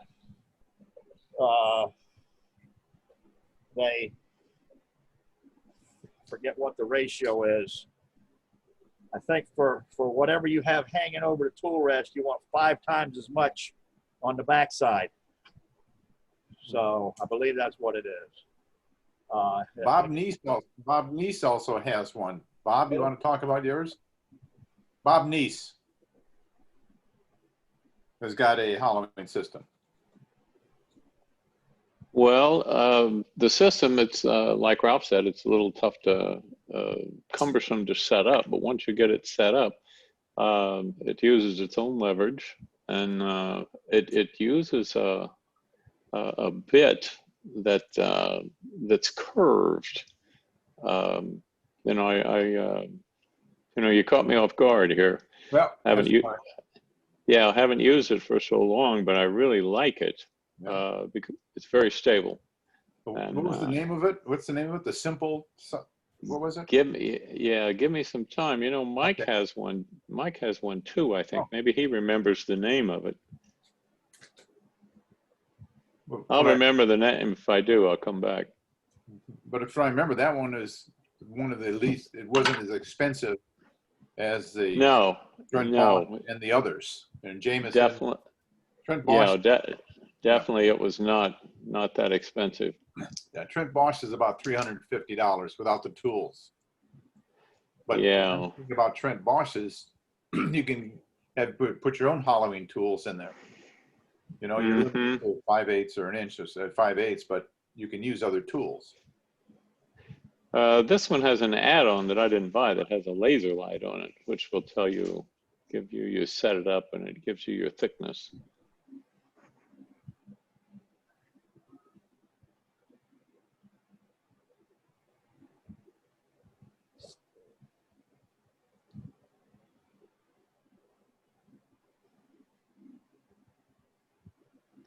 So what I'll do later today is I'll get some links together for these different hollowing systems and send them out to everybody. And, you know, there's also different processes for dealing with the Norfolk, different ways to finish it. The cool thing about this stuff is you can turn this down to where it becomes translucent. And if you, the guys use linseed oil or some other type of oil, and the whole piece becomes polymerized and it's translucent. And, you know, when you hold that thing up to the light, it's amazing looking with the colors. You know, this piece right now does not, you know, show off what it can be. This was a kind of a crappy piece of wood. So, very crappy piece of wood. One other thing, Ralph, if I can add, that with the guys up in Broward, where they did, when I used to go to their workshops, they have a 50-gallon drum set up at their workshop. And they had a mixture of boiled linseed oil and mineral spirits. Right. So what they would do is after they turned it to, you know, the finished state, is they would let it soak in there for a month. That seemed a little too much for me, but they'd soak it for a month, take it out, you know, then you get all that spalting that you see that Ralph's got there really shows up the spalting. But yeah, what I found, the only downside with the boiled linseed oil and the mineral spirits, it takes like 3-4 days or more to dry with the boiled linseed oil after you do that. So one of the tricks that Lee Sky told me was he uses Japan dryer. You know, I never heard of it till he does Japan dryer. You get it at Home Depot in one of those little cans. And what I do, you don't have to soak it in it. I take a brush and brush it on. Yeah, there you go, Ralph. Your light's getting it too. You can't see it too good. There you go. Perfect. Yep, perfect. So you brush that on, you know, put it on and have a pan and you brush it on, and like overnight, the boiled linseed oil will dry. The only thing is that both the boiled linseed oil and the Japan dryer have an odor to them, and it takes maybe a month for that to go away, but it does go away before you finish it. Japan dryer. I never would have remembered that name if it doesn't tell you what it is, but. I actually mix it in with the, when I've got a bottle of linseed oil and mineral spirits that I keep in a mason jar with a brush inside. And I actually put some of the actual Japan dryer in the mixture instead of brushing it on after the fact. It seems to work fairly well. That's good. You do, and you're eliminating this step. That's good. So just the point was that when Lee would dunk his stuff or pour it over it, he was able to keep reusing it and reusing it and reusing it, but he just used it on Norfolk Island pine, that same bottle. So yeah, there's I don't know if any of you have heard of Ron Kent. I think he was kind of the, I guess you would call it the pioneer of Norfolk Island pine. And he's the one with, like David was talking about, with the soap, soaking the wood in a combination of dish soap and water. And then he also, you know, did with the, you know, soaking the pieces in a vat of oil. I'm not sure exactly what he used, but I'll see if I can find the information on that and pass it on to you. There's another guy for you guys that are on any of the wood turning Facebook groups. There's a guy here up in, I think he's just north of Tampa area, Dan Stevenson, who puts pieces, Norfolk pieces, on Facebook, and he turns some fantastic looking pieces. So, you know, give you some ideas. I know Brian's seen his stuff. So,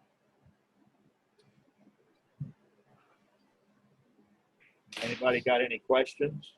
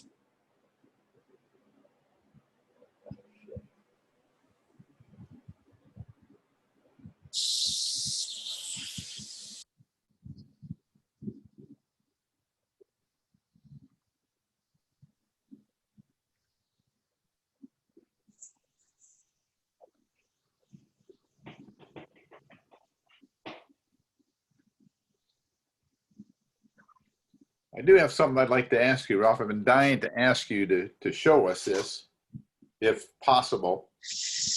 I don't know how easy it is to set up, but how do you sharpen your drills? How did I do what? Sharpen your drill bits. Sharpen the drill like bit. the big ones. I can show Like you the that. 3/4 inch, Yeah. 3/4 inch and the 1 inch, the big ones. Yeah, I can show you that. Hold on. Yeah, because after using that, well, I have a 3/4 inch. After using it after a while, you know, on hardwood, whatever, I had it for a few years, and it's starting to get a little dull. Could I make a suggestion? Suggestion? Suggestion. Oh, okay. I totally want to see this. Is there any chance that in the future or in the near future we can organize either a meeting or a workshop where we review like general sharpening procedures, like what are the gouges and what is the recommended angles, that we discuss how to sharpen drill bits, what are the best tools? Like, is somebody have that kind of expertise? Because I would love to see something that covers the whole gamut. Yeah, we can put something together. It's just a suggestion. I really want to see it now, but I would love to see like something more in depth and the different tools that are available, or what is people's favorite ways of doing these things.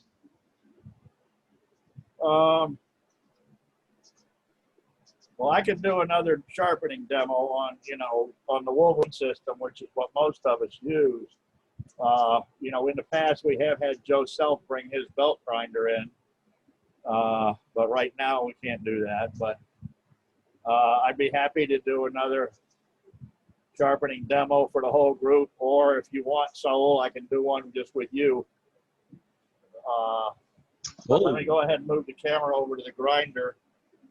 And Danny, do you want to be part of that class?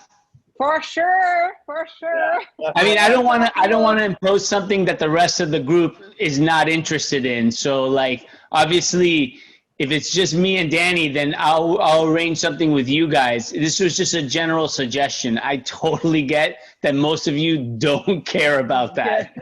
It's you and Danny and Bob. Okay. Okay, Bob. I mean, the sharpening on the Wolverine, I wouldn't mind a brush up, but learning how to sharpen drill bits and knickknacks that we use in turning that we don't regularly sharpen, I'd love to learn. Yeah, well, that's Always welcome. It's funny you should mention that, because I went over to Ralph's house like maybe a week or two ago, because I was sharpening my tools and it just didn't look right. I was doing something wrong. So by going there, Ralph showed me how I was standing, what I was doing wrong, and came back and made all the difference. There you go. A little tune-up for everybody doesn't hurt. There we go. Yep. I mean, what a difference. The way I was holding it, and I came back, and of course it changes from system to system, because I have a 1 inch wheel and, you know, 1 inch by 8 inch diameter, and Ralph's got a 6 incher. So when you go home, when I went home and did it, it's a lot different. Oh, that's a good point. Yeah, I tell you. I think I have an 8 inch as well. 8 inch diameter, but is it an inch wide? Do you know, inch wide? I think I got to check. I'm pretty sure it's 8 inches. The Riken slow speed. Yeah, it's probably 1 inch, but I tell you, those, I like obviously the 1 inch better, because you got more material to work with. Yeah, I'm almost positive it's 1 inch. Good. That's good. But I'm saying that what you ask is, Danny and Bob, is not, don't feel bad about it. Everyone, if you don't say you need help, there's something wrong. I don't think anybody that has it all, you know, doesn't need any help. No, I get it. I just suggested it because I know we sometimes are struggling for things to do since we're doing a lot of demos right now. And it was just a suggestion because we always are looking for demo ideas. Mm-hmm. Yeah. Yeah, it was great, so thank you. Yeah. Thank you, Danny. I appreciate it. I only really care about what you think. Yeah. Only because you know where I live, so I'm scared of what you can do to me. Oh, and Ralph, because Ralph knows where I live as well now. So it's the drill bit we're talking about. Okay. You know, it's a twist drill commonly used for drilling metal. Okay. So how I sharpen these, and this angle here, there's several different recommended angles, but those are basically for metal. You know, cutting wood, the wood doesn't care what angle it is because the wood's soft. You know, when you're dealing with metal, different types of metal, the angle can make a difference in how it cuts and how your chips come off, your shavings come off, but we're not concerned too much about that. So basically, if you just follow the angle that it came from the factory, you're going to be fine. And basically what I do is, let me see if I can move this a little closer.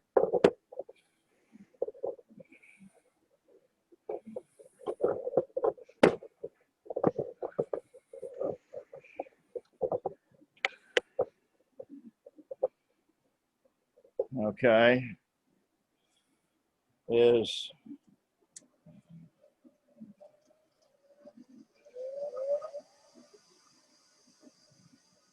I start at the back. It's kind of hard for you to see.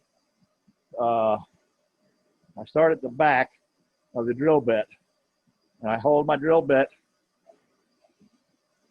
at the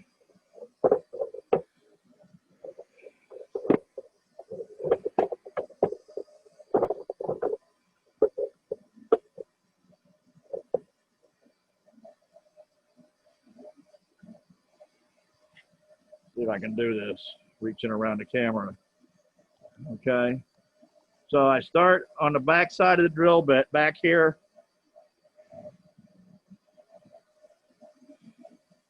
I hit it and I keep my cutting edge parallel to the wheel. And I come down and I roll it down until I got sparks coming over the top of the edge. Now you're not going to see it. And then I go to the other side.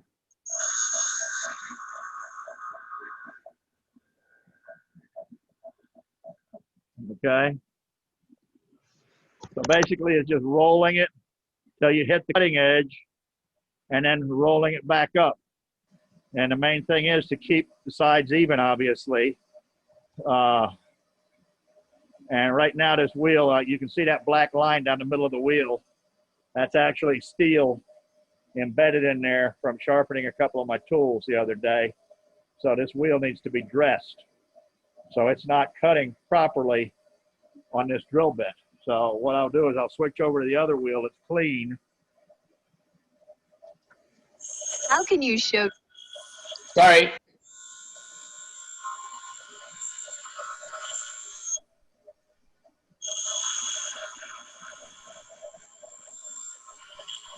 I don't know if you can see that action at all. Yeah, but so you don't go anywhere near the point, nowhere near the tip of the drill bit. Well, you're sharpening this whole front edge. Okay, so you are getting the tip. Yeah, you have to get tip. You have to sharpen this whole. From the That's tip. hard to see. The lighting here is not too great. From the bottom to the tip. So you're going from the bottom to the tip. You go from the back corner. Mm-hmm. Okay, this is the back side of the drill bit. So you sharpen from here, you grind from here up to the cutting edge, and of course that cutting edge, you know, your wheel is going to cover that whole cutting edge. Okay, so you basically touch the back corner, roll it down until it just like on your gouge, when you've got sparks rolling over the front edge of your gouge, then you've sharpened the edge. And it's the same process for the drill bit. You're rolling the drill bit until the sparks just come over the front edge and then roll it back. Because of course the drill bit needs clearance. So you have to remove metal behind the cutting edge. If you were to just sharpen the edge, then you create an angle to where you can't get to the edge to cut because the metal behind it is actually touching your workpiece before the cutting edge is. I don't know if you can understand that. Let me see if I can find a video or a explanation online that's a little more clear than what I'm telling you, or it actually may show it in better detail. If we get around to, setting up $3,000 worth of camera gear in my shop, then maybe we can have some better videos, but I don't think that's going to happen anytime soon. So that's that drill bit. A lot of us have Forstner bits, which they get dull.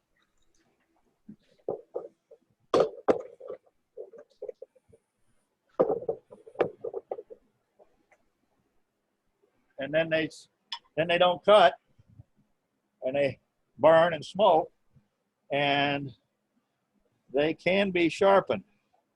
Okay, and what I used to sharpen them on this type of Forstner bit, okay, is I take a diamond card. Okay, these are the real expensive ones that are horrible freight.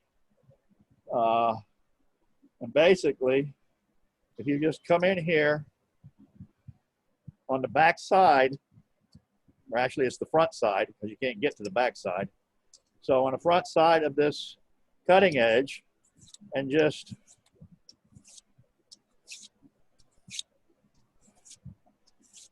hit that with the diamond.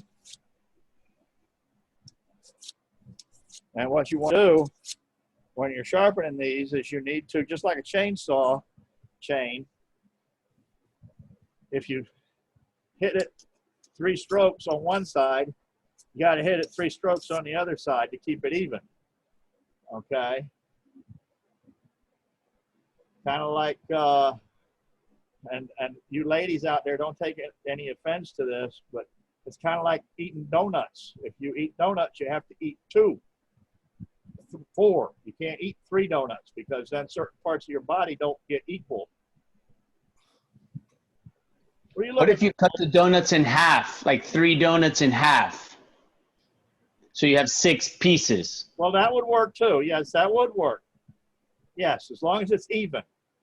Okay. So yeah, sharpening your Forstner bits and your chainsaw chain is the same thing. You have to file each side the same amount. So, what, you just got that? No, I'm just looking at our king. What? We have a king in our presence, if you look at our pictures. I can't see. All I see is 4 people. Let me take the spotlight off. You want me to take the spotlight off? Yeah, if you want. I don't know. Well, I think we're done doing too much demoing, aren't we?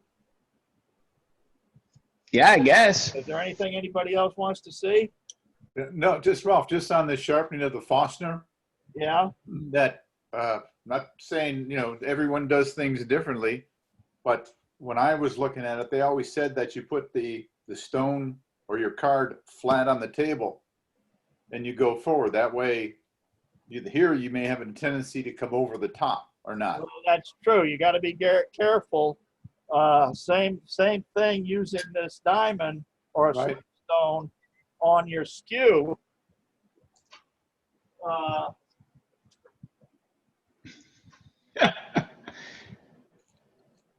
You want to be careful that you don't roll that thing like that and roll your cutting edge. You've got to do it flat. Okay, because if you do that, roll it, then you're just going to roll the cutting edge over it. And the same thing with a Forstner bit. All right, thanks. I'm not sure how you would put this on a table. Well, just on the edge of your bench. Okay, yeah, you can do it like that. At the edge of a table, edge of your lathe, on the edge of your ways. Yeah, actually, that works pretty good. I'm glad you brought that up. Thank you, Dave. That works. That makes it easy. Yep. Not that I messed up a few Forstner bits that way, but anyways. And that's No, what exactly what you're doing there. That's what I do. I go back and forth like that. right. Yep. You see, you weren't doing it the other way, back and forth. Yeah, And well, with a diamond or a stone, you can go back and forth and it cuts both directions. That's something that people make a big mistake using a file, this unsafe file with no handle on it. Okay, so you jam a hole in your hand. But when you're using a file, like on your tool rest, to clean up your tool rest periodically, I see people doing this, going back and forth. Well, the file only cuts one direction. So, like that.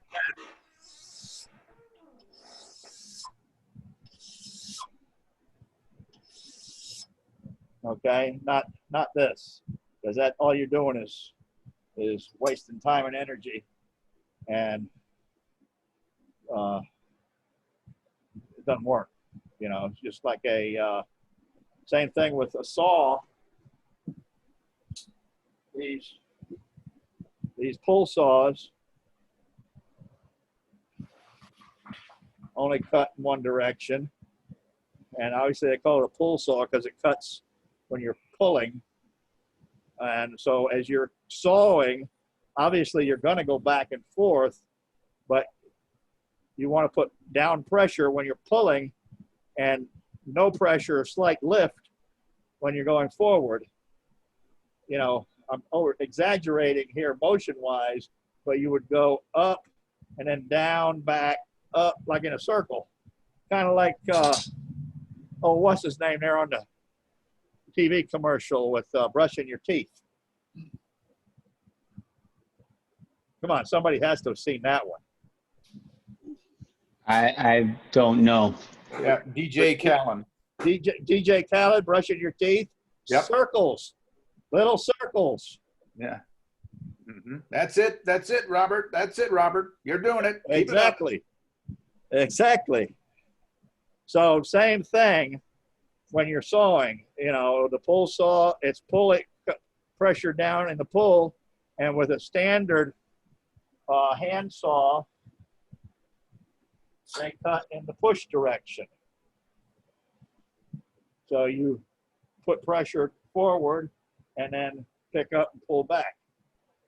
So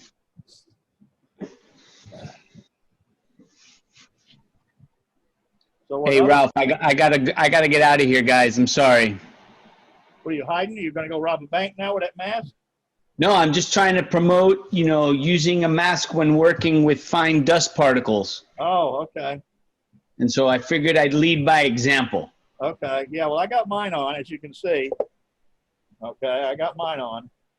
There you go. And I even guys, it was great to see you guys. I'm not going to be able to make the next meeting because I have a class I'm taking from 5 to 9. But I'll be at the next workshop. Saturday workshop. Yeah. Have a good one, guys. All right. Bye, Sol. See ya. That's too bad. He's going to miss a hell of a demo. Oh, that's right.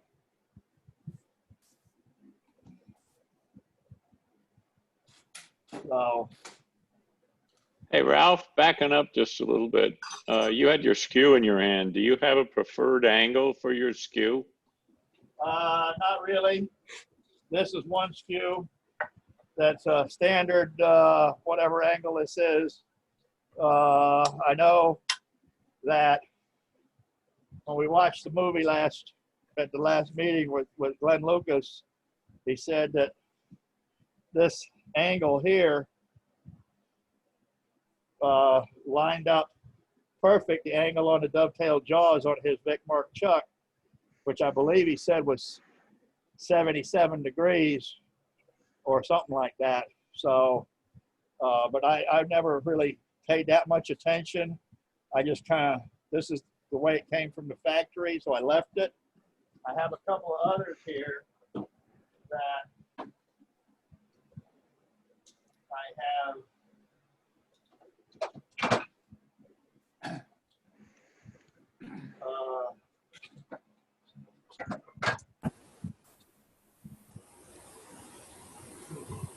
played with the angles, kind of like Alan Lacer. So I've got this one.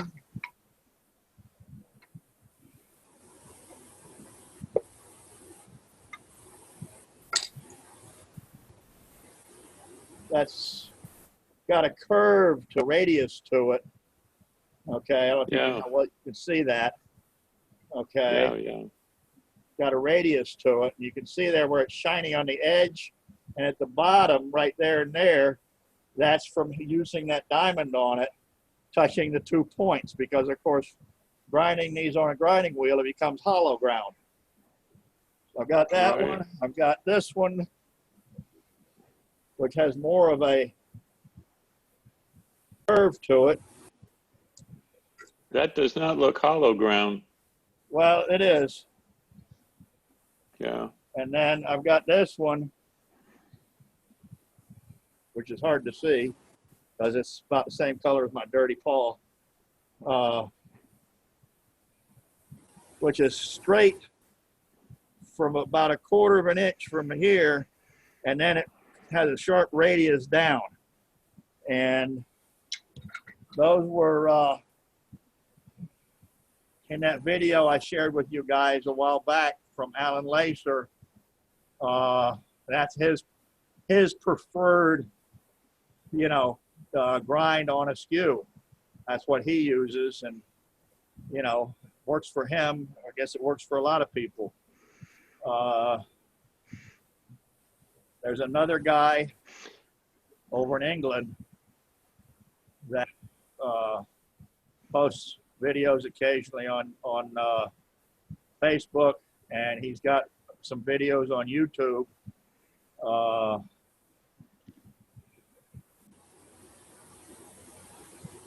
Steve Jones, I believe, over in England, and he's a production turner who does spindles, and he replicates stair spindles, furniture parts, and he uses the skew the majority of the time, and it's amazing to watch the man work with that thing. If you look him up on YouTube and watch some of his videos, and he uses in sharp bride. In sharpening from tip to angle, do you care about do you look at angles, or do you just do it by feel, or what's your thought there? On the skew, what they recommend as far as the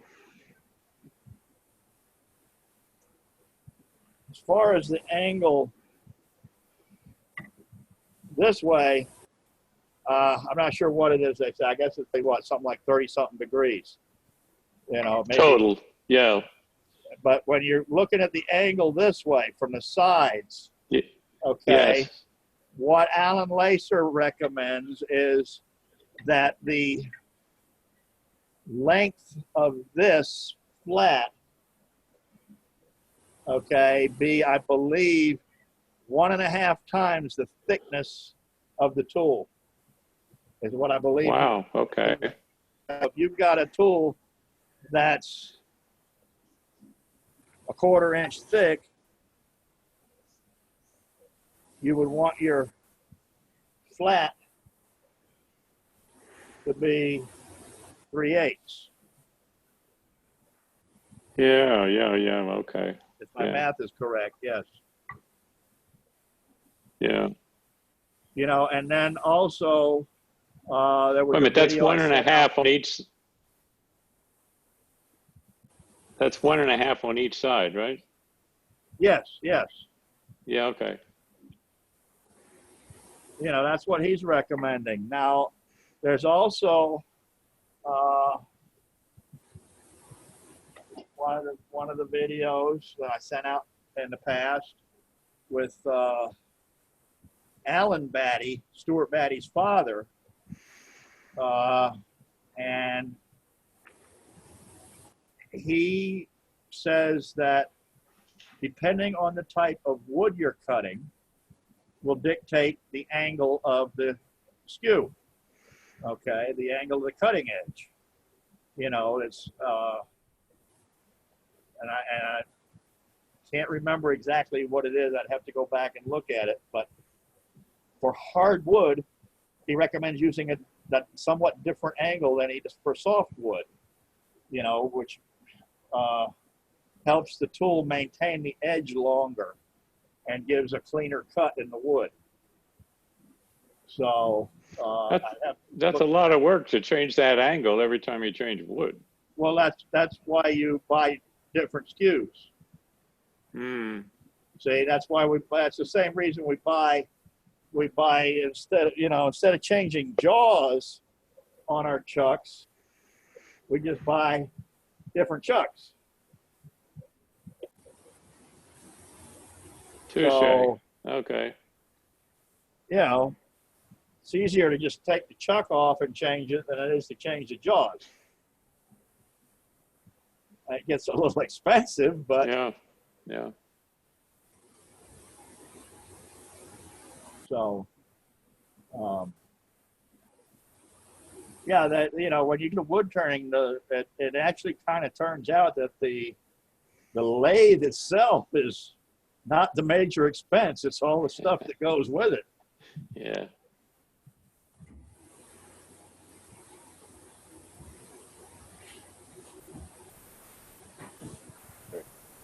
Thanks for that. Okay. Anybody got any other questions? Anything they want to share or add? Hey. Good morning, everybody. Hi, Ralph. I got a question for you. I actually purchased what they call the Kodiak sharpening system, which was, I think, severely overpriced. But it's very nice. I mean, everything works on it. The grinder that comes with it is very nice.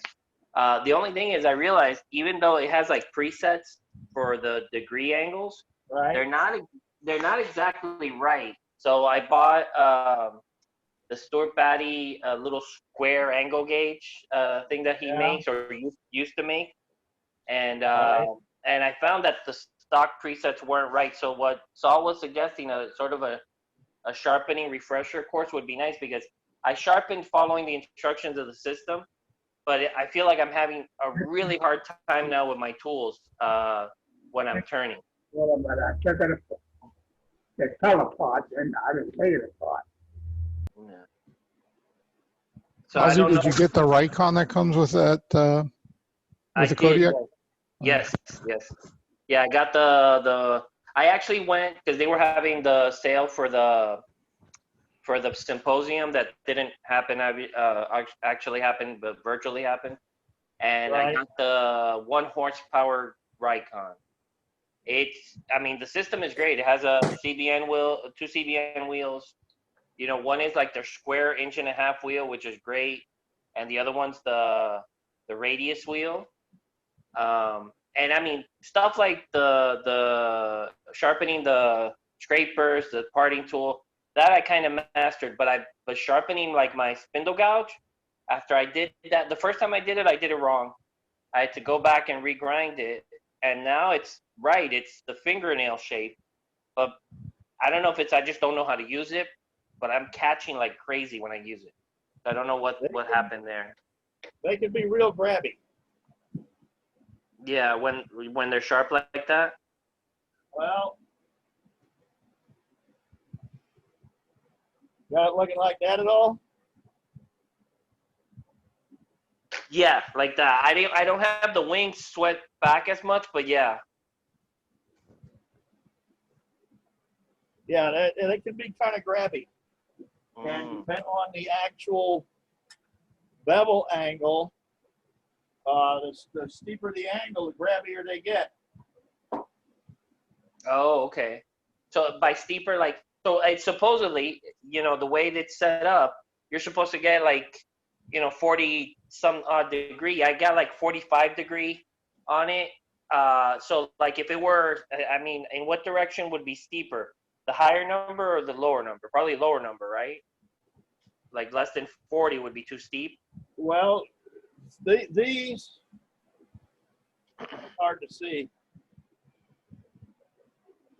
Really hard to see. This is ground at 40 degrees. Actually, what I do on these is I grind them at 35, and then I just touch the edge, the actual cutting edge, at 40 degrees.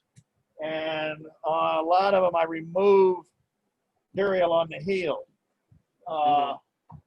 Because 40 degrees is pretty controllable.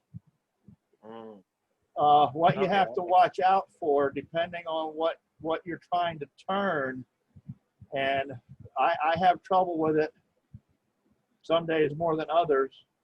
I guess it's a matter of paying attention.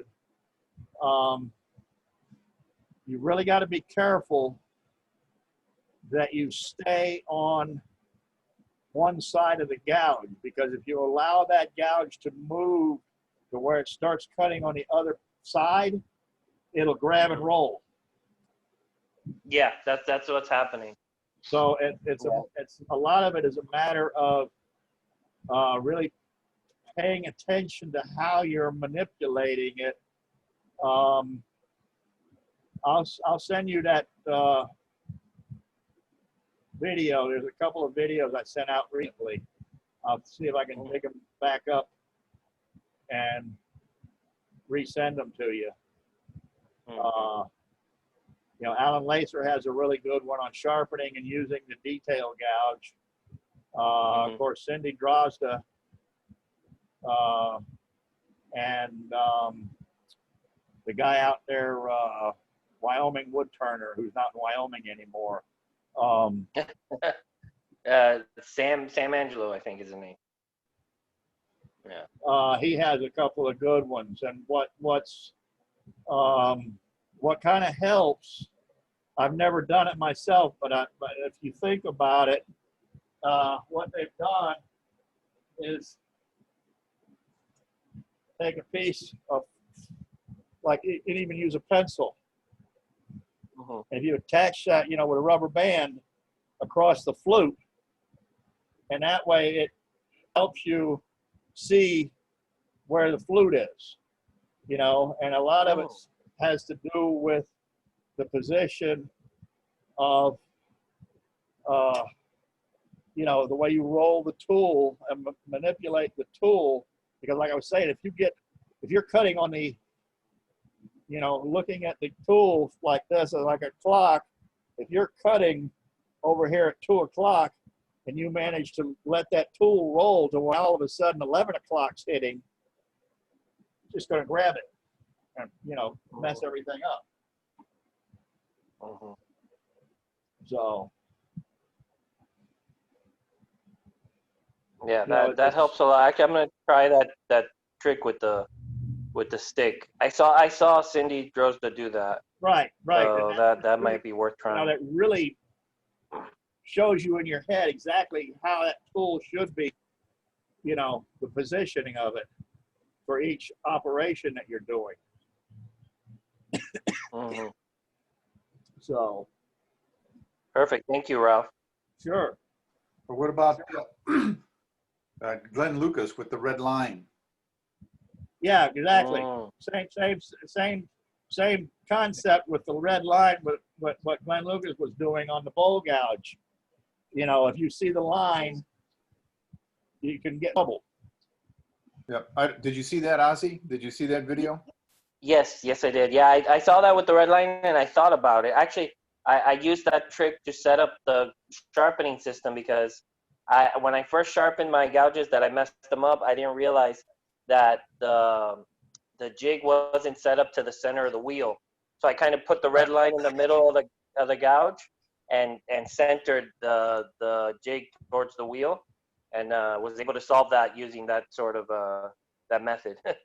But I haven't tried it like on the actual. I've been practicing the way that everybody recommends, practicing beads and coves, but it's just I'll be getting a nice bead on one side, particularly to the left-hand side, I get a nice bead, and to the right-hand side, it becomes a disaster. Well, a lot of it also has to do with how you're gripping the tool. Okay. know, when you're rolling the tool to the right and you're holding it like this, you know, your hand naturally rolls that way. But if you try and roll it, if you hold the tool the same way and try and roll to the left, your wrist doesn't like to go that way. Okay, so what you have to do is actually turn the hand under so that when you're rolling left, it's a more natural movement. I don't know, you know, I don't know if that's an issue, but I saw that, you know, I've had a couple people over and was trying to show them codes and beads. And that's one of the things is the way you're holding your tool, you know, you've got to move your hand depending on which way you want the tool to go, because otherwise it becomes uncomfortable. Right. That might be it, because I tend to grab my tool underhanded, like you showed there. Right. And that could be why the left-hand side is coming out okay.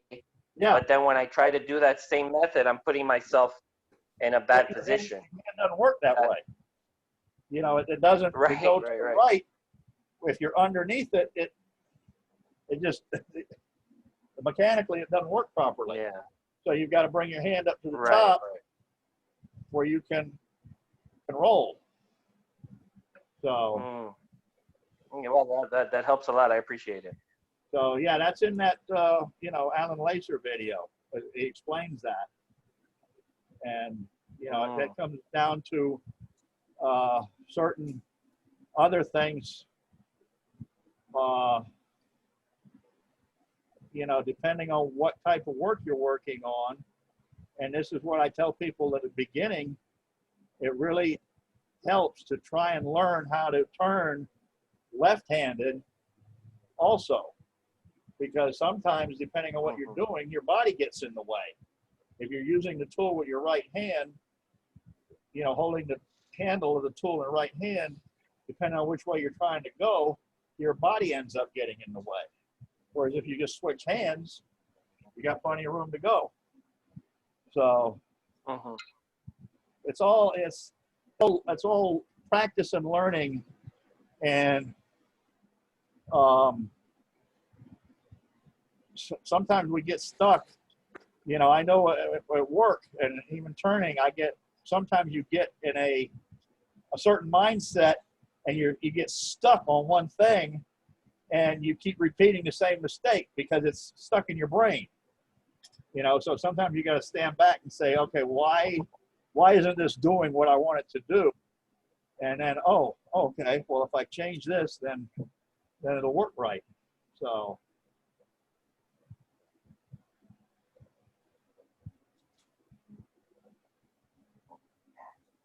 That's perfect. Thank you, Ralph. You're welcome. Yeah, I have to see, Ozzy, you look different. How come you look? Yes. I actually clean up pretty well. I mean, not because you have a tie on, but there's something about you that looks different. Your mustache is thicker, or what? What is it? Yeah, it's probably my mustache. I've also gotten like overweight. Nope. So that isn't what I was talking about. Wasn't talking about that. I don't know how that would happen. Yeah. No, right? You don't leave the house, so that's gonna happen. Yeah, it's a COVID diet. Yeah, the COVID diet. Yeah. Was this billed as a dress demo? No. I was actually on another Zoom meeting at the same time, which is why I was a little dressed up, and why I wasn't on camera until just now. They ended early, so I was able to. So you're saying you don't dress up for our demos? Is our oh no, I could. No, that's okay, Ozzy. That's okay. As long as you stay dressed. There you go. Now the mustache looks good, Ozzy. Looks good. Thank you. Oh my gosh, that's funny. Thank you for the demo, Ralph, with the Norfolk Island pine. Yeah. I still have some pieces that I haven't gotten to because still trying to learn the basics, but they're there on my lumber pile waiting. Well, don't let them sit too long, like Dave said. If they get too dry, they get funky, and I mean, it's just not worth your time. Yep. Right. You know, And I I mean, think- I've had some. The actual part of the wood of this that's good. The only thing that's wrong with this piece is this one rotten section here. Everything else, the rest of this wood is fine. Okay, it cuts decent. It's still got some moisture in it, but this one rotten section, and it runs. I'm not sure what caused it, but it runs all the way to the center. So, but the rest of it's fine. But I've had some that I let sit too long, and when you're coming across, because of course this is all end grade here, you know, across here, and if it gets too dry, then no matter how you cut it, it tears. Okay, I don't care. You know, you can sharpen that scalpel and present it in the best possible way to the wood to get the best possible cut, and it still tears out. And if it gets to that point, it's either, you know, throw it in the garbage or spend $500 in a week with sandpaper. Oh my God. So. Yeah, but that soap and water honestly works good. I mean, I had a piece of neem out here that I had for maybe 3 years, and that's hardwood anyways. And I did soak that for 3 days, you know, hosed it off, wait another, and I'll tell you, they're still hard, but it was a lot easier to turn, especially with mahogany. If you let mahogany sit, that stuff is dusty. You know, and by soaking it, you know, 3 or 4 days with the soap, you know, you'll see that article you were talking about, Ralph. Did you say Ron Kent or somebody Kent? Ron Kent. He goes into detail about that. I don't remember where I saw it. I saw it too. About he does it to every. I think he does it to every piece of wood. You know. I don't know. I don't remember, but that's a good formula. So. Yeah, I've also wondered, and I don't know, it cost a bit to try it, but if you were to take the Norfolk and put it in a pressure pot full of linseed oil and, you know, spirits mix to where you forced it into the wood. So, something to think about. Maybe instead of a pressure pot, vacuum chamber? Well, yeah, that too. You know, they do that with the stabilizing, with that cactus juice. They use a vacuum pot, and it's supposed to suck all the air out of the wood, and the resin is supposed to go in there and fill the voids to stabilize the wood. You know, that's probably what somebody would do with this piece here, but I'm not set up for that. I'm not gonna fool with it. I can get more wood. So, although we haven't found much north lately. Nope. Yeah, I do the stabilizing in the Right. vacuum chamber. Now the thing with that would be is what you were talking about the resin earlier is has to be dry. I mean the wood has to be dry to be able to accept it. Using the linseed oil and the mineral spirits would work, but you'd have to have a pressure pot big enough to hold the piece of. I mean, I don't know. Would you turn it till to not final shape and then soak it, or would you want to like turn it to final shape and soak it in that? I don't know how that would work. I would rough turn it to close to final, and then soak it, you know, and see what happened, and then return it. Yeah, You know, that I don't know if might anybody's be the ever way. tried it or not. I haven't heard of that, but it's quite possible because I've tried. I don't know what it was the other day. I was trying to get something to penetrate into a product, and it was with degreaser, and I put it in the vacuum chamber, and it worked. Huh. So yeah, because it pulls out any air pockets and pulls the fluid in, whatever the fluid is. Right. So that might work with the linseed oil. You definitely would need to find a pot that would fit it and have a vacuum pump that would be strong enough. The one I have is kind of cheap, and it pulls pressure, like full pressure. It just doesn't. I don't know if it really like works as well as like a professional grade vacuum chamber. I mean, vacuum pump. Which pump do you have? It is. I didn't even have a brand name. It's like a cheap vacuum chamber and pump that I got off of eBay. Oh, okay. Yeah. It's not good. It's so not good that like it's not even made with stainless steel components inside. It just rusts. So I have to like open it to loosen it up to get it running again. So that's an idea though. I would like to try that experiment. Maybe I'll try something here at home with a small piece.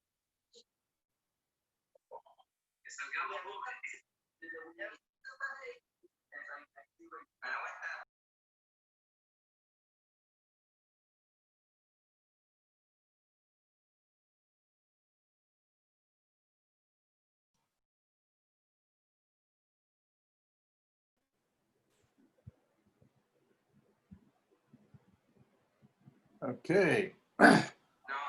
You were talking about Alan Lacer, Ralph. I'll tell you that his video on, I saw him do a demonstration on all his skews. Whenever once he has the edge on it, he's always honing them. Yes. And he's always going both ways when he's honing them, both ways on skews. And I do that on mine every so often. I'll use my skew and it doesn't look like it's cut and shaped. So I'll just take that, like you say, the Harbor Freight diamond tool there. Right. And just the key is to keep going back and forth. You saw how the edge looks on Ralph's when you do it.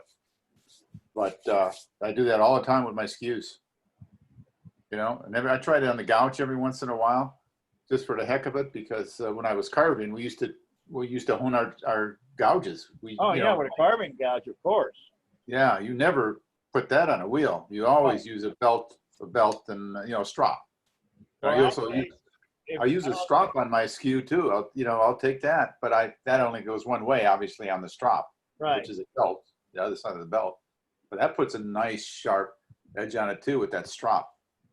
And that's just taking an old belt of yours, and then flipping it over so the inside of your belt is sticking up.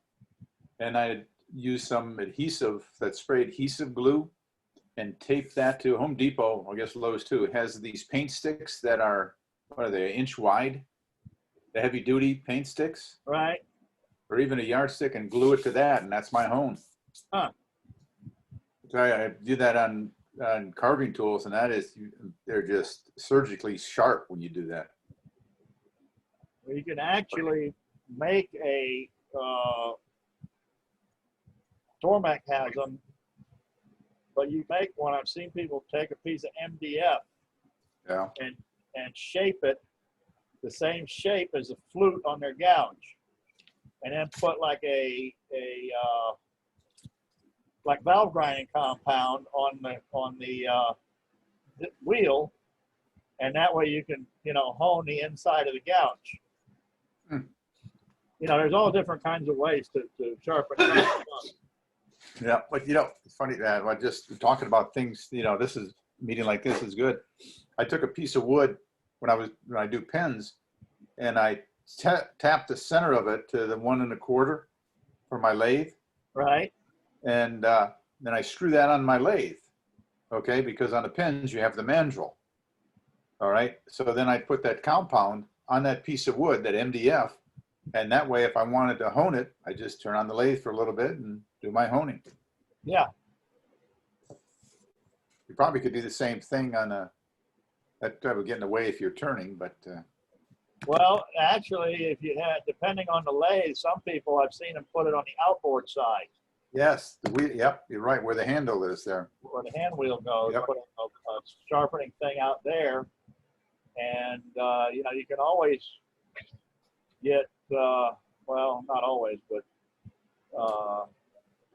if you get a hold of an old motor, just dedicate that and put a wheel on it for honing or buffing or whatever. But motors have gotten ridiculously expensive.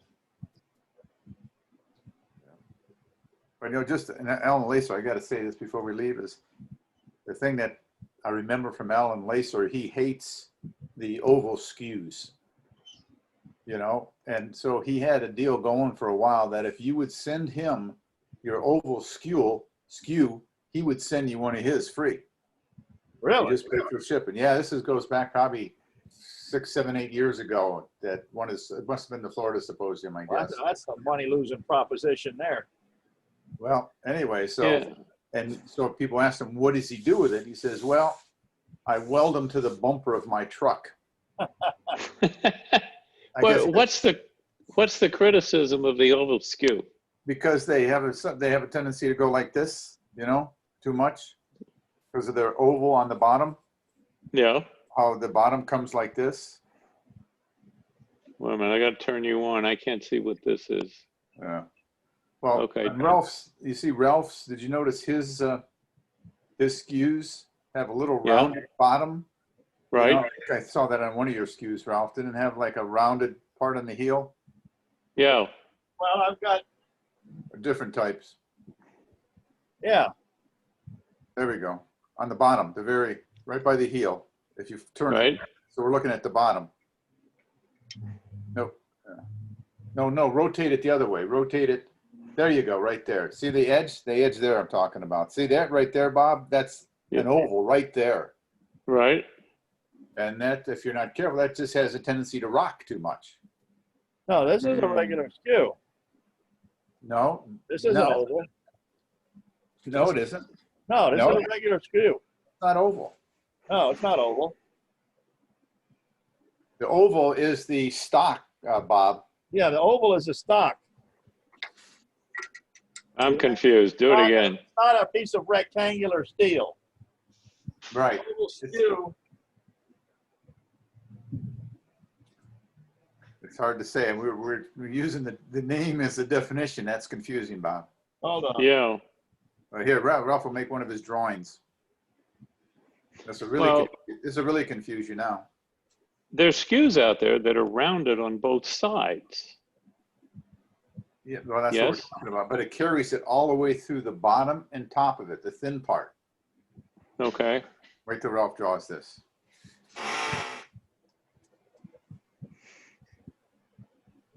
There you go. All right, so the one on the left is a rectangular piece of metal.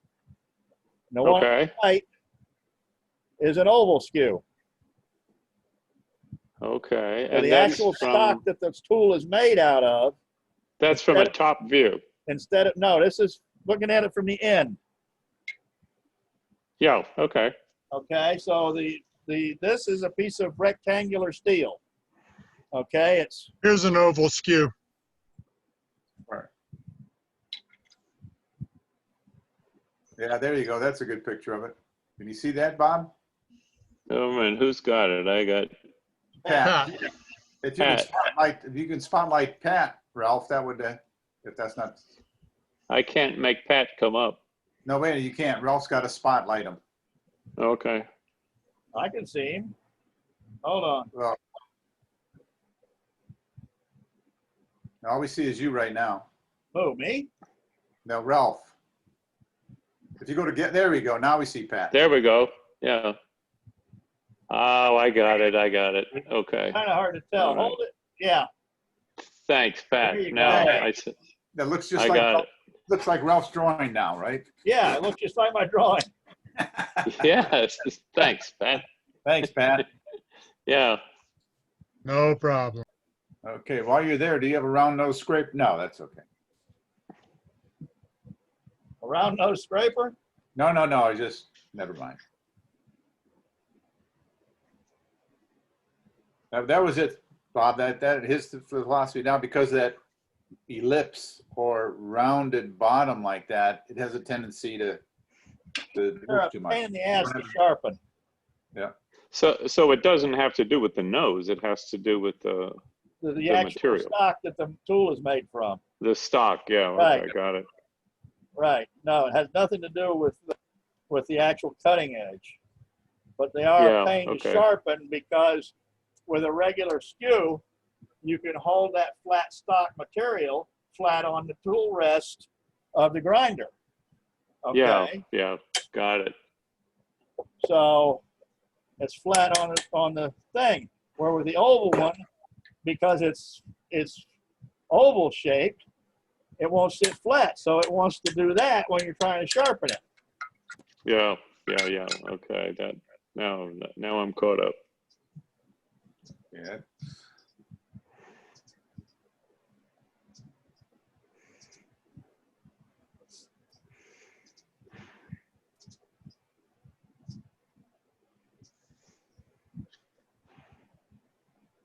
So who's got anything else?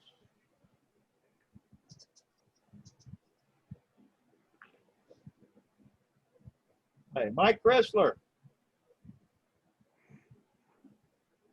Have you had any takers on the platter blanks? So far, only one, and it was for a maple piece I don't yet have. I don't have the maple piece as big as he wanted. What about my request for walnut? I didn't get a written request for walnut. Oh, see, the verbal wasn't okay. I got it. You know, some of us Okay, have. that's okay. That's okay, Mike. I'll send you a Some of us request. have many pieces, you know. We want written requisition forms. I found a piece of walnut this morning. You come in the morning, I'll give it to you. Okay, okay, good. I don't have to fill out the form then? It's not as big as you want, but you'll have to live with it. I tell you something, just if I can, Ralph brought his platters over to the shop. They were just magnificent. Yep. Yeah. He's the Glenn Lucas of Miami. He's getting better and better. Without the accent. Yeah, that's not happening.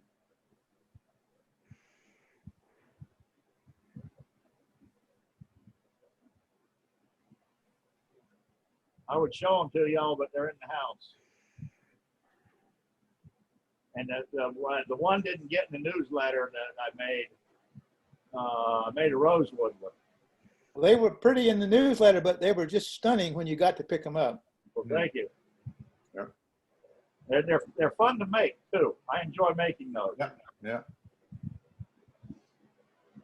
And that wood, I happened to be at Ralph's shop the other day. I went over there to help him fine tune my sharpening skills. But when he had it on there, turning that wood he had, it was didn't look as nice. The wood just sitting there. It didn't look too good. Well, you know, the funny thing is, I got a little piece.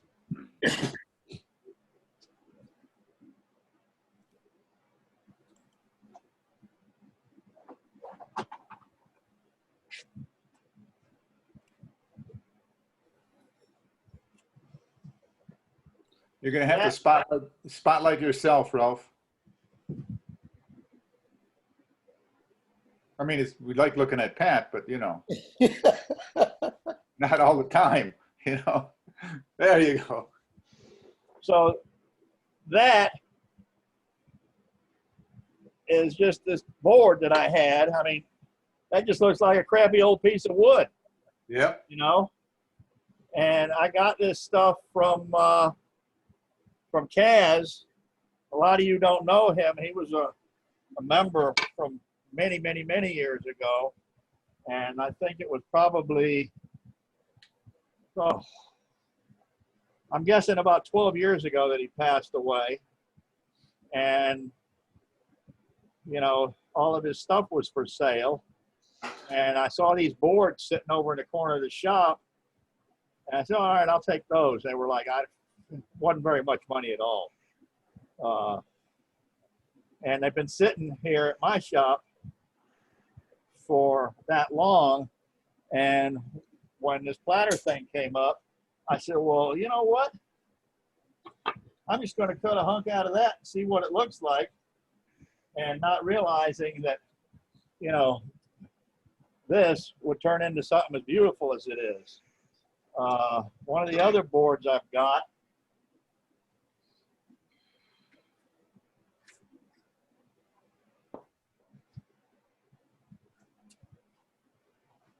is this one here. Now it shows a little bit.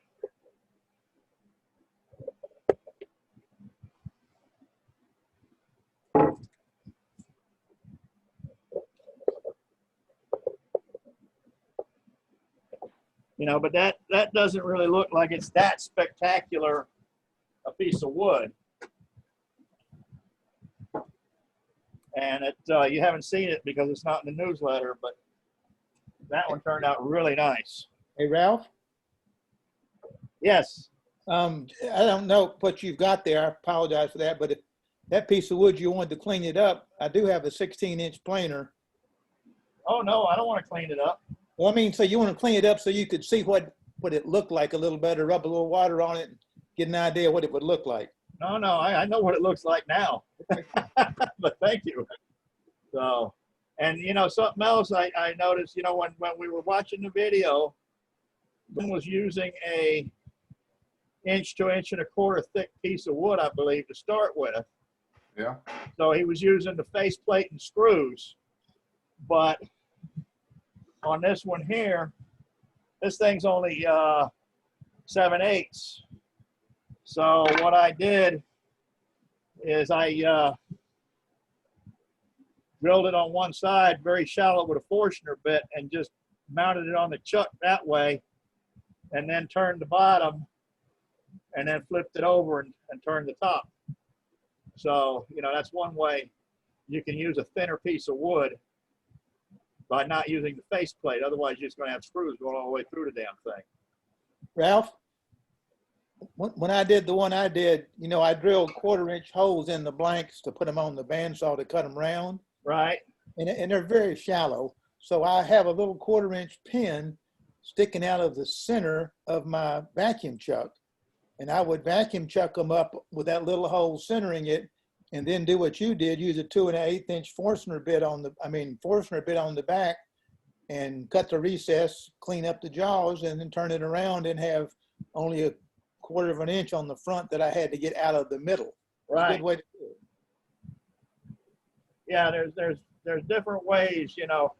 The video we watched was fantastic, but there are, you know, and that's the thing about, you know, a lot of this wood turning that we do is it doesn't have to be done exactly the way the video shows it. There's variations that you can use to, half the fun is finding out how to hold the stuff. Exactly. And then when one comes undone, it's a great learning experience. Well, just hope you're not standing in the line of fire.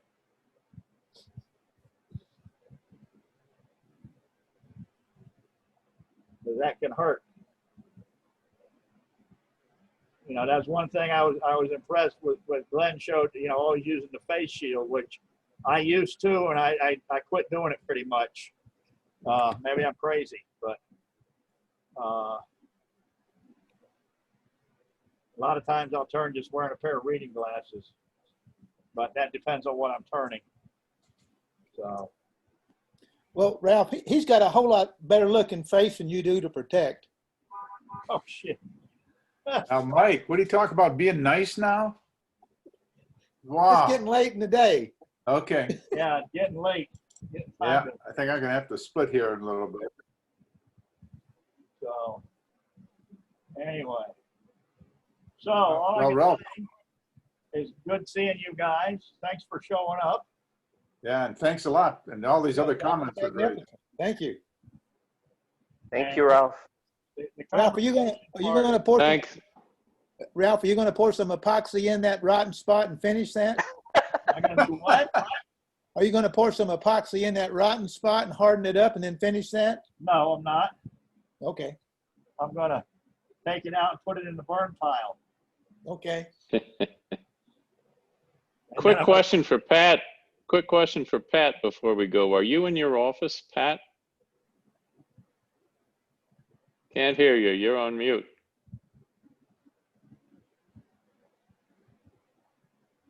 The real question is, do you keep SKUs in your office? No, the SKU was out in the garage. I'm in my wife's office because that gives me the best chance of not being interrupted. And I went out to the garage to get it. Just checking. Okay.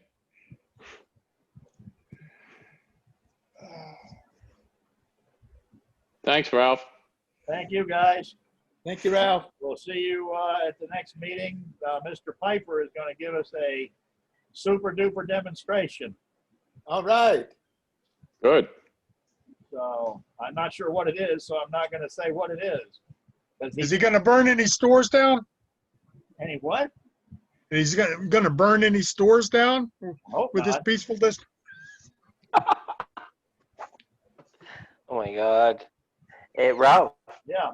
I finally got my shop cleaned up where I can do a resin casting demo. So if you could put me in line on the list, I could do one whenever when there's a spot available. I think probably, how about the next workshop? Yeah, I could do it as a workshop. I mean, Unless you're gonna the do a demo. meeting. Yeah, I think it works better as a meeting demo because I don't think the casting itself is very quick to sort of like show the procedure, so to speak. Right. It's more explaining. A workshop would be too long. I don't think it would do justice. Okay, let's You do know, it. yeah. So Dave's going to do the next meeting. That's the October meeting.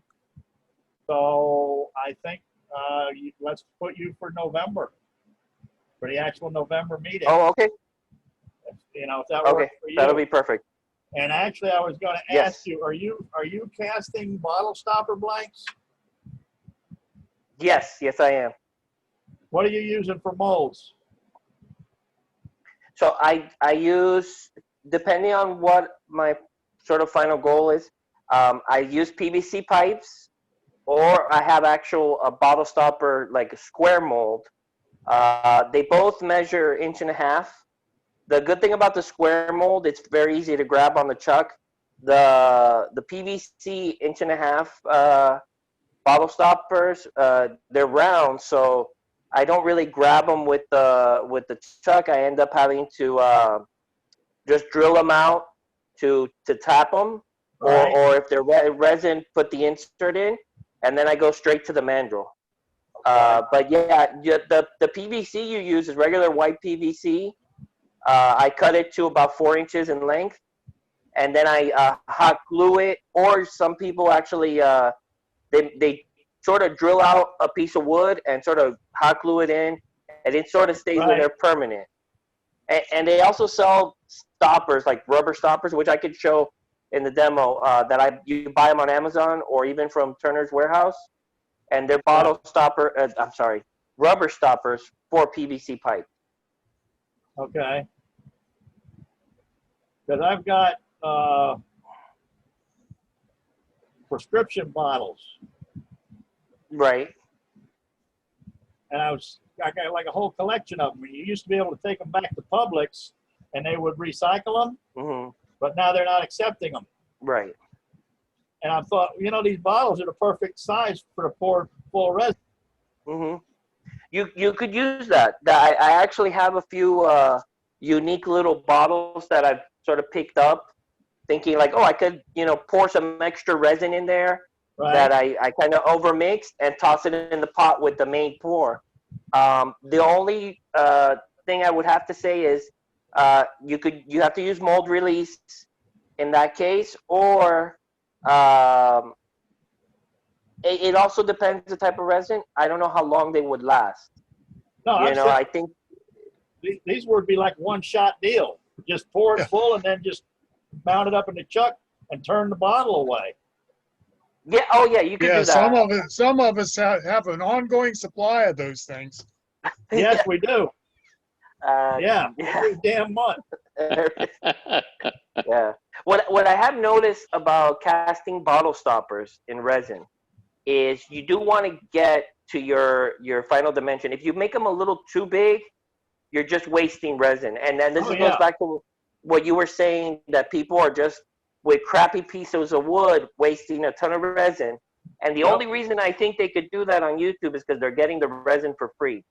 Because if you over pour, like let's say you do a 2-inch mold and you're literally turning away 1/2 inch of resin, you're killing yourself. You're on cost. Yeah. Oh yeah. Yeah, that stuff's not cheap. No, yeah. The one I use, it's about $160 for the 2 gallons of resin, and that's even with like 10% off because they always give you a discount code. So yeah, you eventually, when you first start out, waste a lot of time, but then you get the hang of saving the resin as much as possible. Yeah. Yeah.